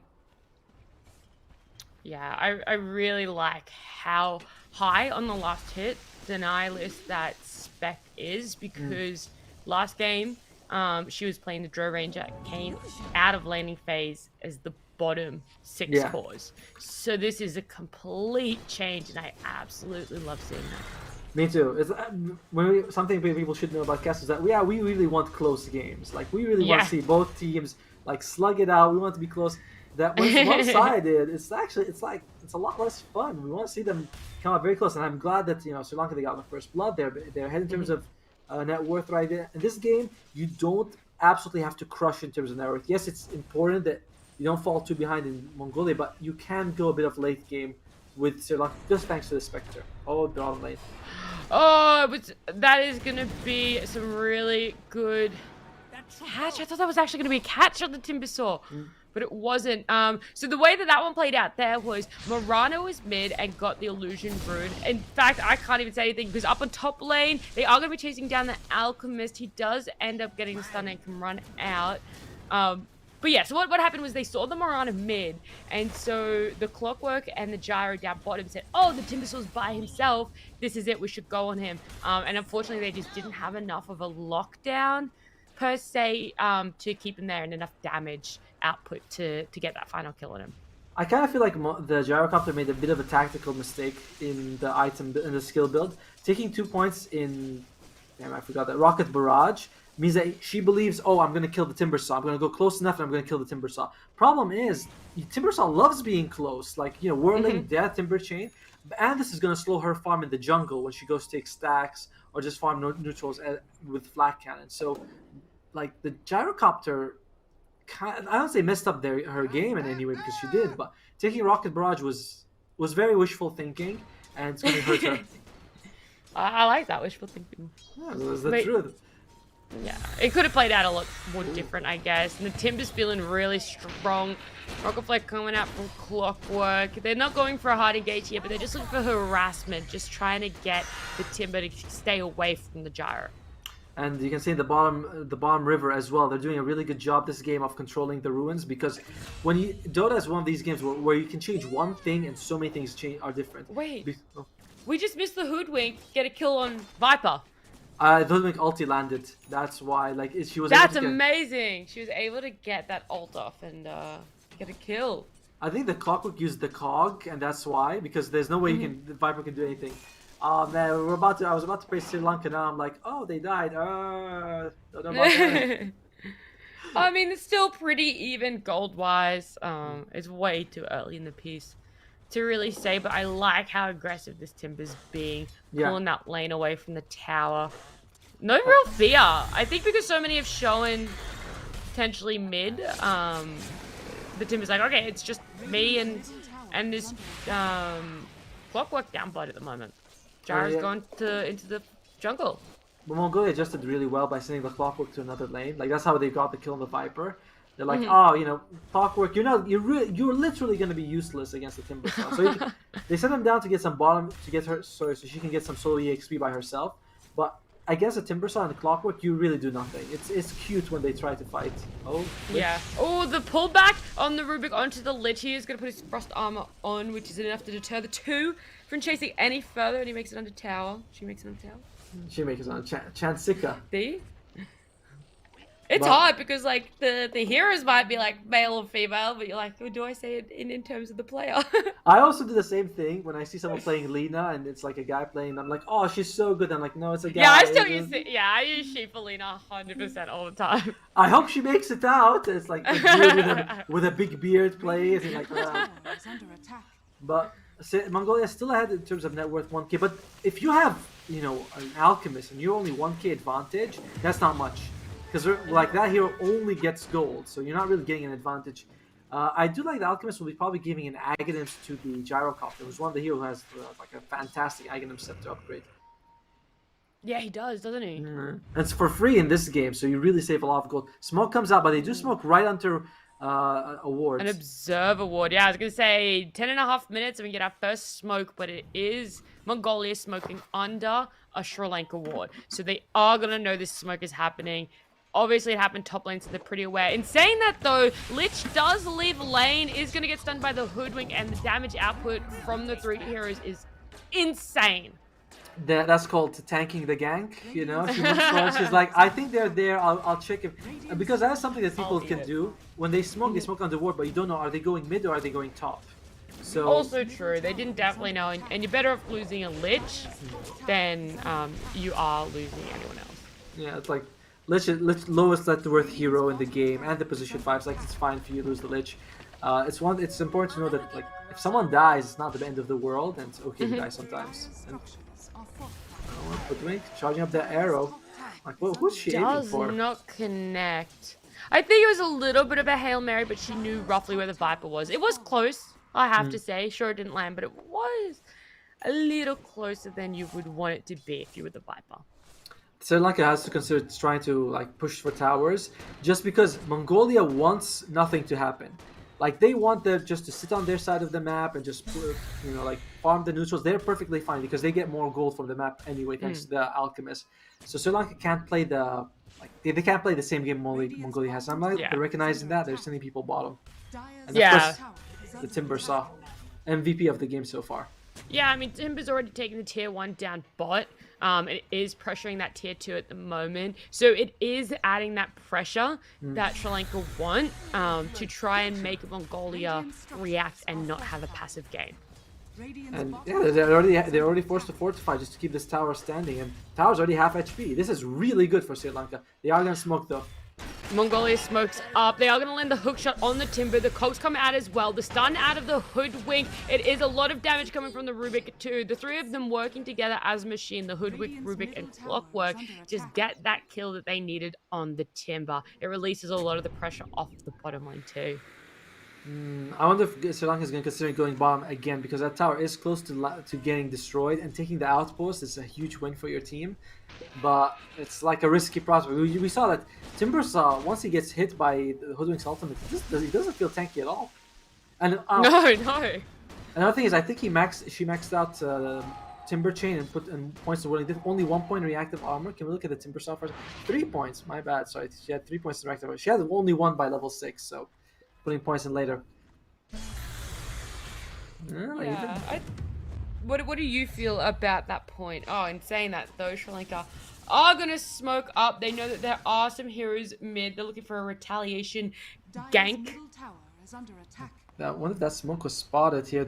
You can see that Mongolia, they all go on top of the cliff. They are going to the river now. So if you can catch them there, Alchemist, that's the best hero you can kill. The highest net worth hero you can kill. In saying that though, they are just gonna get the jump on, and they're going to be able to get a kill on the Lich. In saying that, the Clockwork also goes down. So even though they kind of ate that smoke, they also somehow caught Sri Lanka, who were smoked off guard, and they come out one apiece in terms of kills. Yeah, but again, it's straight for the Lich for the Clockwork, so you're a bit happy. But we haven't actually seen Spectre ulti, by the way. That's something that I kind of feel like you really need to use. Just like when fight starts, Spectre ulti, jump on the Hoodwink. Because Hoodwink, like, that is a great target to go for. Low HP, elusive, like the person you really want to bring down. So I do think that they just gotta get that Spectre involved to kill the Hoodwink. Yeah, because we saw her use her ult on the Timbersaw. And with the break and the damage, it was a lot. Like you said, it made the Timbersaw look very squishy. Timbersaw's going for that Lotus Orb. And let's see, what can you reflect this game? You can reflect Rubik's Lift and Fate Vault, and you can the Concoction as well. It's not a lot of spells you can reflect. But the cool thing is that the Alchemist stun, it takes a while. You can see it coming because you can see it like he's charging it up. It flies through the air slowly. So it is one of the better, like, Lotus Orb is great to have against him for that reason. So do you find it valuable that they are not necessarily rushing? Oh, Sri Lanka are smoking up. They aren't going to be able to find anything off of this. No. They do see the Clockwork. They know it. They're going to get the fear off onto the Clockwork. The arrow does miss, but the Viper is there. The hook shot misses, and he's stuck in his own cogs with enough damage coming out from the 3 heroes on the side of Sri Lanka. Clockwork's going to go down. That was a really awkward initiation. Yes. I thought that as soon as the smoke popped, they were going to be like, oh, let's go on the clock. But I think someone in the back was saying, no, let's not do it. Don't engage early. Maybe the Viper was saying, don't do it until I'm there. And so it was this really sort of delayed engagement. And I just think that they needed to be a lot more clear and concise on if they were going to do that or not. Yeah, I thought that was also weird, like because the smoke broke, but Mongolia also had vision. Kazuya, she was standing there thinking like, should I bait them? Should I not bait them? And when she got cut, she tried to use the hook shot to go to the gyrocopter, but gyrocopter actually moved. I don't know. She was because if you look at the minimap, she was standing right there. Then she moved last second, and she's like, "What, girl? I told you stand still." It's going to be another smoke out from the side of Sri Lanka, but the way in which they're moving is away from the team of Mongolia. You are right. With that previous smoke that we saw, there was a ward on the side of Mongolia, and so they saw that smoke break, and I thought they were immediately going to retreat. There was enough time for that Clockwork to get out. Oh, check out Gyrocopter's net worth. She just got a free Aghanims. So that is insane. Like, you get free 4,200 gold worth of value, and it's a big deal. Like, this is scary for Sri Lanka now. The good thing is the good thing is that if you can kill the Gyrocopter and you can kill the Hoodwink, the rest of the team is actually nothing. Like, Clockwork does nothing, Rubik does nothing, and Alto is not a real hero. He's just an Aghanims giver this game.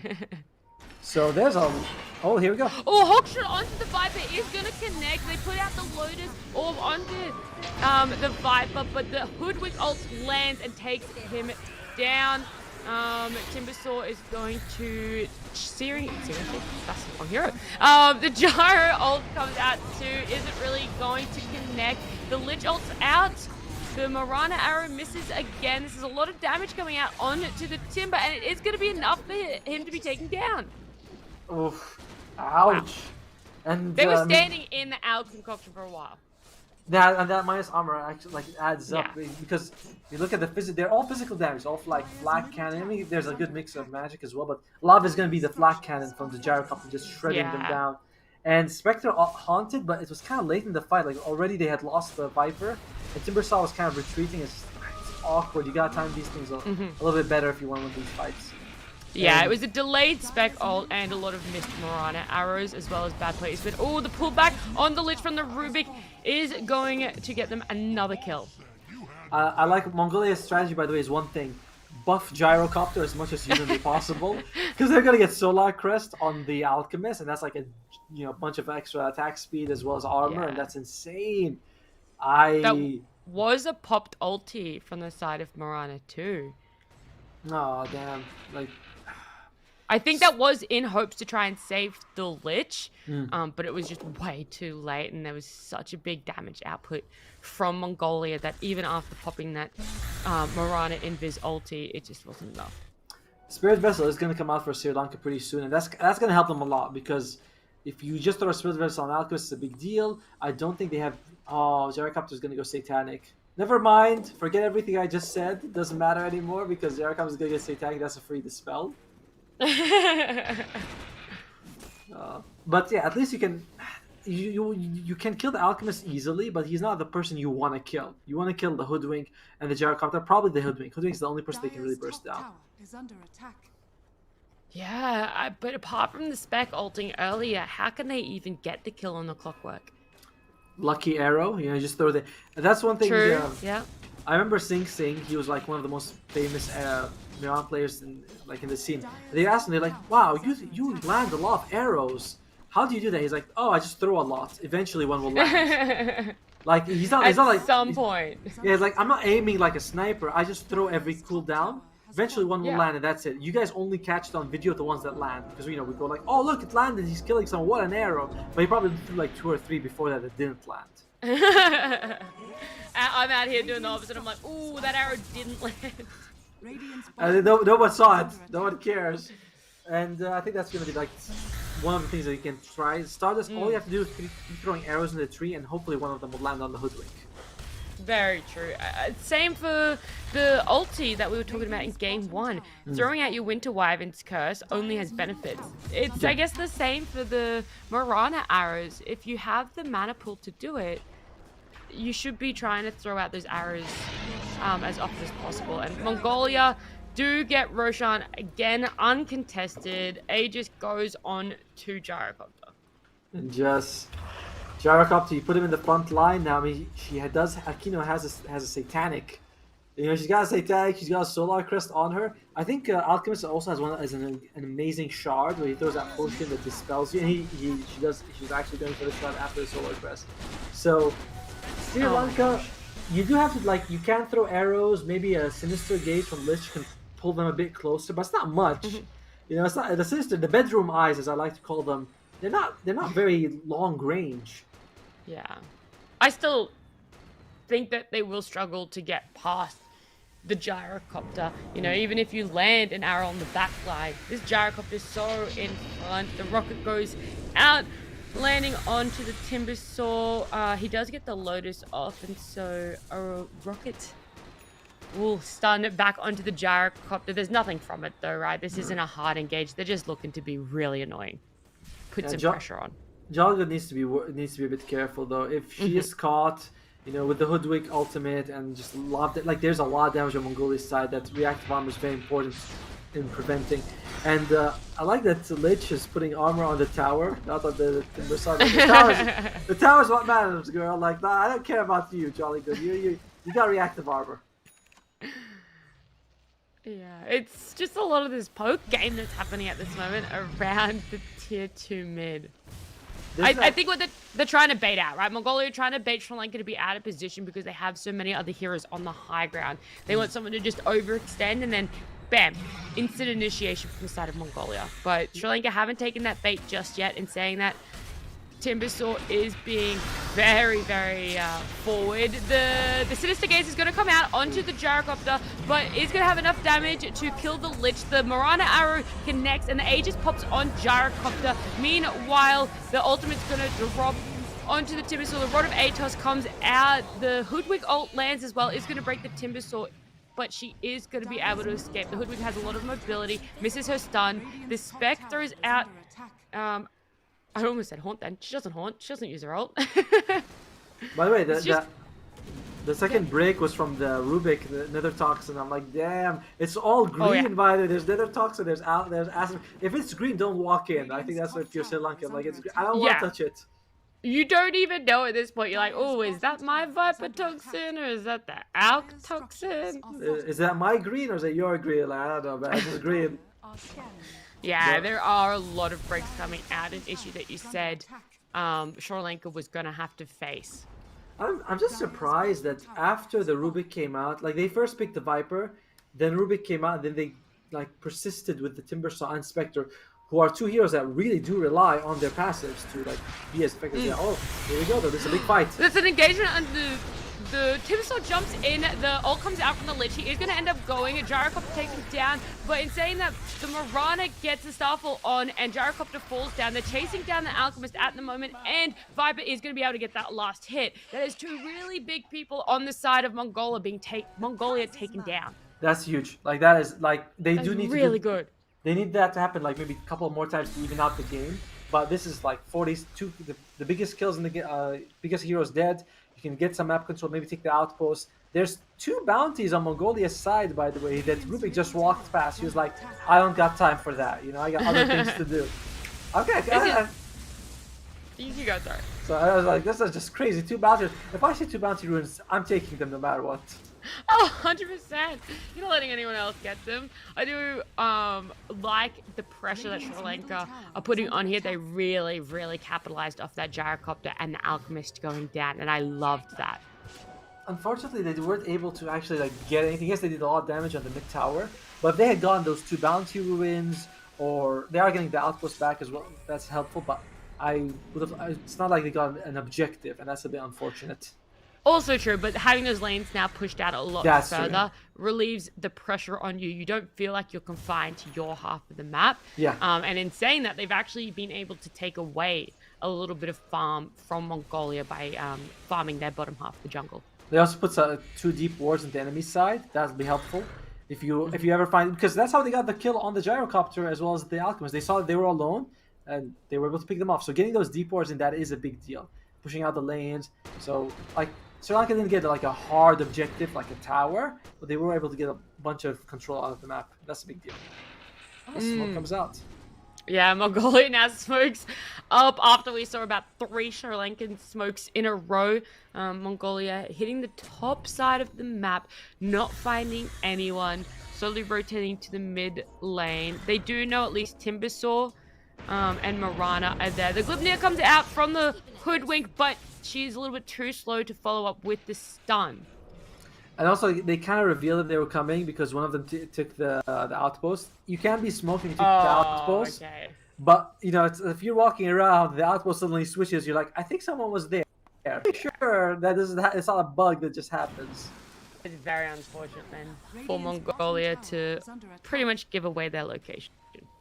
I think they thought maybe they weren't going to be able to find anyone. They're like, well, we're up the top anyway. Let's take an outpost. Might as well get something useful out of all this hard work we put in. But Sri Lanka, I mean, they're 10k behind, so that is a big disadvantage. But a lot of it is due to the alchemist giving out Agam scepters, and but that makes the hero himself not useful. You know, like the hero himself doesn't contribute as much as a normal offlaner. Yeah, that's true, but I feel like they don't need that at this point, if that makes sense. Like, the Gyro is doing very, very well. The Clockwork's doing that initiation. That all they really do need from that Alk is the AoE from his from his acid. And as well as the shard. Actually, can we look at the shard for the alchemist? Oh yeah, does he have it? He surely has it. I'm sure she has it. What's the spell? Yeah. Let's see. 50 attack speed, 30 movement speed, and 40 HP regen. That's a lot. That's insane. The attack speed. You get on top of someone, like I would not want to be finding that out. Oh, and by the way, it dispels them as well. So it's a basic. is that all? Oh, is that all? Yeah, it's like it's all these Is things. that all? That's how applies to this. It doesn't remove stuns though. Let's be fair here. That is a basic dispel. Remove silence, slows, and like some damage over time, but does not remove stuns. You know.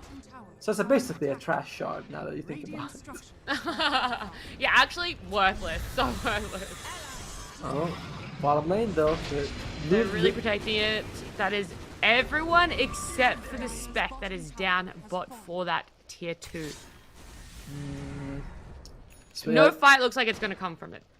Yeah, they sent the Lich Servant through the forest to try to get a Sinister Gaze to pull them into their side of the map, but smoke comes out, does break on Jolly Good, so she should know someone's nearby, and they do find.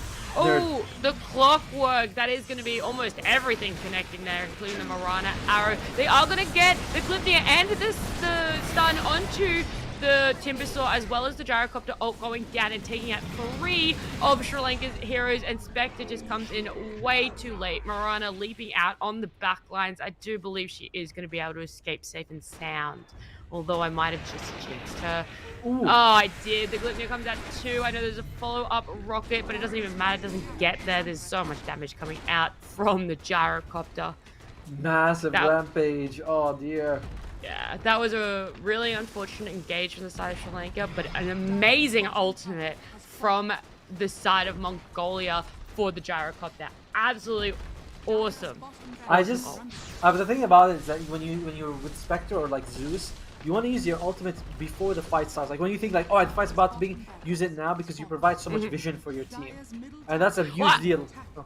Yeah, and you kind of knew Sri Lanka was going to go in there. One, because the Marana ult had been popped, and then they smoked. As soon as they had the clock, and saw that there were more people behind the clockwork, that's when I feel the spec ult should have been coming out. Yeah, those global spells, you have to time them. You can't like wait for the fight to begin then throw them, because by that time, one of their biggest uses is gone. Like global silence, you want to use it right before the fight's about to begin. You don't want them to throw a couple of spells, then you use global and you're like, whoops, he already RP'd. Sorry guys. I wanted to use it before he RP'd. I just messed it up by a couple of seconds. Yeah, very, very unfortunate. So it's the same thing here with the Spectres. Like the fight began, and like already there was a Glyphnia that fell on the Timbersaw as well as the Viper. And if they had known Hoodwink when they knew Hoodwink was there, they would have dodged it or like tried to separate, but they don't. Comes back a little bit to Spectre.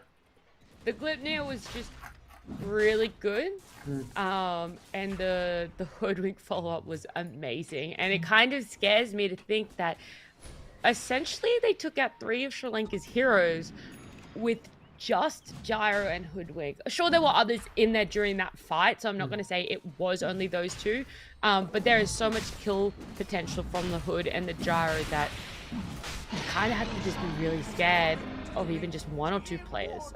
Roshan falls for the side of Mongolia. Aegis goes on the Gyrocopter yet again. Yeah, and Rubik gets the shard. I like that. What do you think of the Rubik shard? You lift allies and you can like pull them to your side, and the distance is much longer as well. I think the pulling to allies in this game isn't overly worth. I think the only thing that's really good for is maybe pulling out your clockwork from his own cogs. It's a lot faster. Yeah. But overall, I really like it, right? Not so much for this game, but overall, I think it is a really cool shard for Rubik. I think another thing is that you can like lift an ally and throw them towards the enemy because the cooldowns are True, the stun's there as well. You know, you're like there's like a lone druid bear. You just throw him up and toss him into the enemy's side, and you're like, what? He's flying? Because the duration is only half a second, so like half a second, then you're stunned. Yeah. Tier 3 on the top side is going to go down. This could be their potential second lane of Rack. The Gyrocopter is just copping a lot of damage, but that's because he has the Aegis and he's okay with that. But Glyphnia comes out onto the Timbersaw. The cooldown from the Gyrocopter, as well as a really great ult. The Spectre's in there with the Blade Mail. Timbersaw does make it out in time. It's a stunned Gyrocopter. Is going to end up falling for the second time. A really good kill for the side of Sri Lanka. Everyone else is seemingly really low, so I'm not too sure if they're going to chase. They are. The Alk does get the TP out, and Hoodwink is potentially going to get a follow-up kill on the Spec. No, Spec goes down. The Marana arrow hits on the backlight on the Hoodwink and is going to be paying for the greediness that we just saw. And that's huge. Can we actually just see who got the kill on the gyrocopter? Because remember that gyrocopter was like beyond godlike. Spectre did get the most value out of that fight. That is huge. Sri Lanka holds. Yeah, they lost the range racks, but that doesn't actually matter most of the time because like range racks don't push as hard as the melee rack. Melee racks is the one you want to go for. So their melee rack is gonna respawn and regenerate. And Sri Lanka, they have a full 60 seconds with no hoodwink. They can take a tier 2. There's a nice DD ruin for you to push towers with. I don't know if this will translate to a Rax. You are still going to be playing 5 versus 4, and Spectre does not have her Haunt available for, I think, quite a while, so she's not going to be helping them like push high ground if fight breaks up. But, yeah, I don't think it'll be a Rax, but I do think there is a potential to do a lot of damage on a tier 3. I think they should keep going here. They're not going to, though. I think it's the threat of that gyro that is really pushing them back, and instead they'll try and take some farm, get a little bit more map control back. But that gyro really stepped up because they felt that they were confident with the Aegis, but in saying that, Sri Lanka was so on top. As soon as gyro had respawned, they knew what they had to do to take him down quite fast. Yeah, a good arrow as well. I think the arrow hit him like there were 2 arrows that landed on him, but that was a big deal. I'm sorry, not on him, but that landed in that fight. One was, of course, on the hoodwink at the end. One that happened earlier on the gyrocopter. And gyrocopter, they are relying a lot on her using the satanic to remove the spirit vessel, to regen a lot. That's why you put her in the front. But now you kind of have to wait for the next Aegis if you really want to be like confident about your choices. Because going up, no BKB. Twice now they've died with the gyrocopter having Aegis. So they are not unbeatable. Yeah, it's either they wait for Aegis or they can get a pick off so they have the numbers advantage again. I think that's the only 2 ways that we're going to see another high ground push. Ooh, tactical. I mean, accident. There is a disconnection on the side of Lich, so we will be pausing the game for a little bit. Ooh, check out a roller coaster. Check out that win percentage dropping like crazy. And EXP also, like the advantage cut by half. That is a big deal.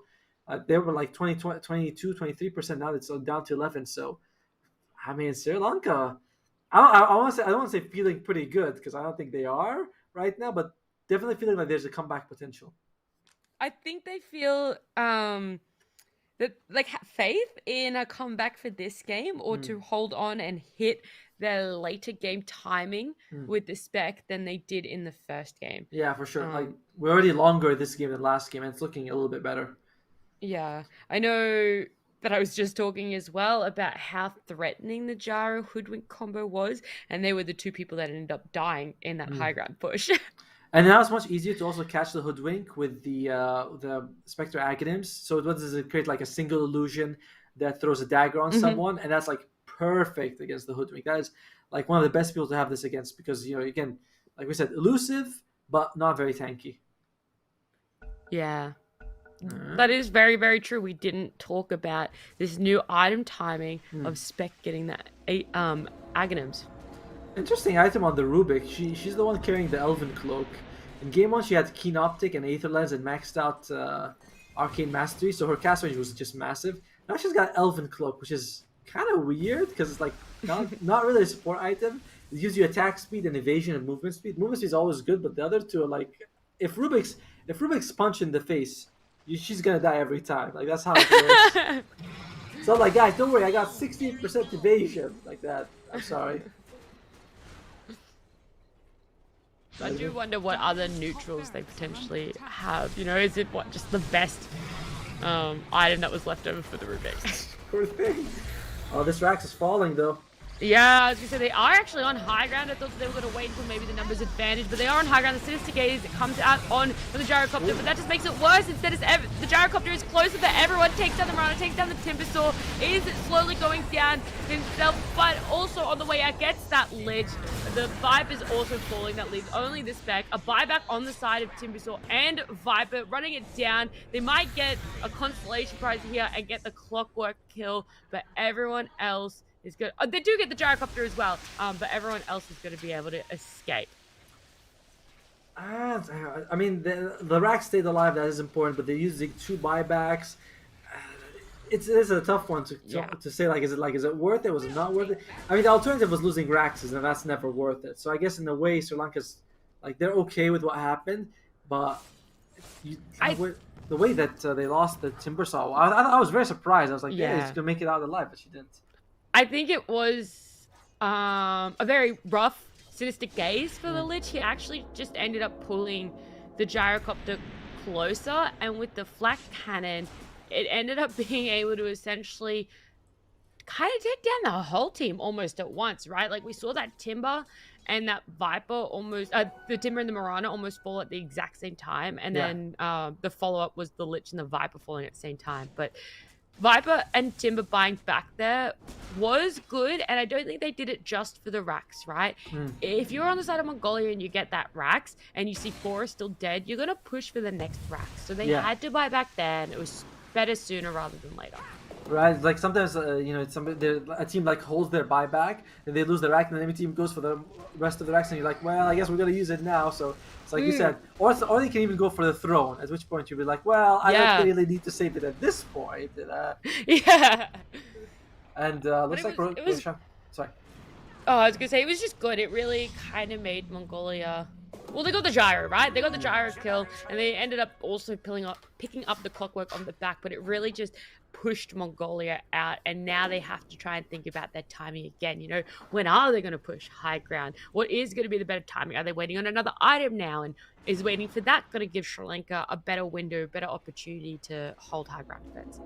There's this clockwork's rather bold. There's one thing that Chesikin on the Lich is doing that's very impressive.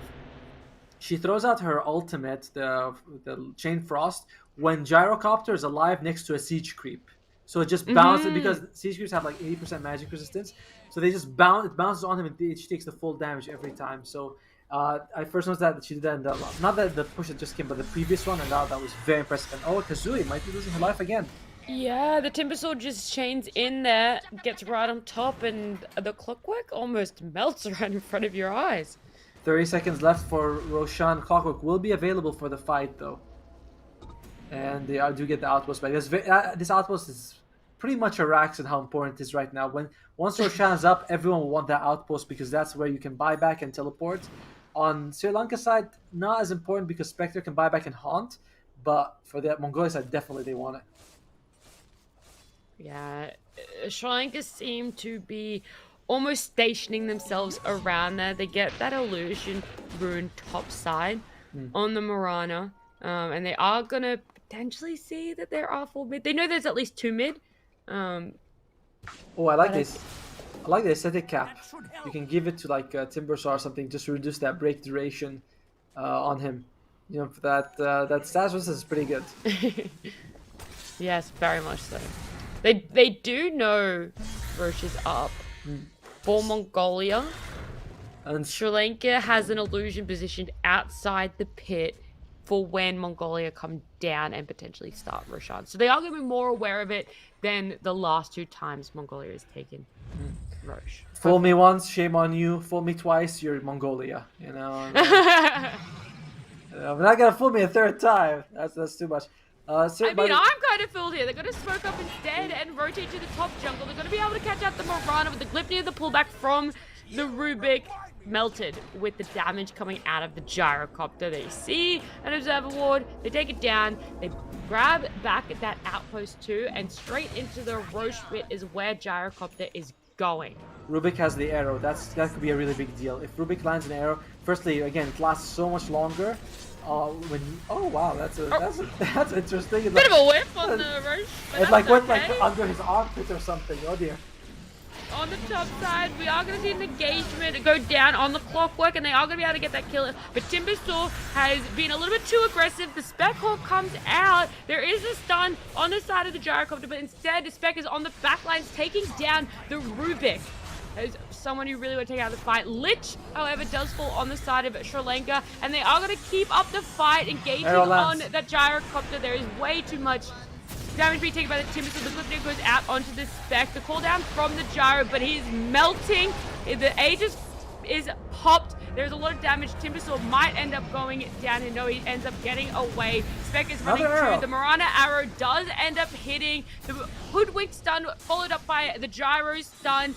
and they have to just accept that Spec is gonna go down here, but everyone else makes it out, even with the buyback on the Lich.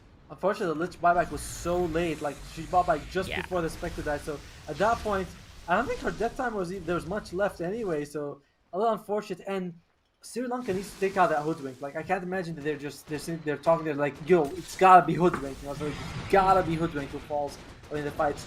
I think they're okay giving away distracts because they're hoping that they'll like back off and they just can say the Spectre. Oh no, Spectre buyback.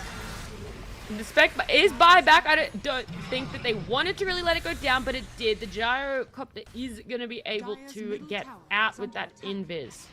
I believe we call that worst case scenario. You not only used the buyback, but you still lost the racks.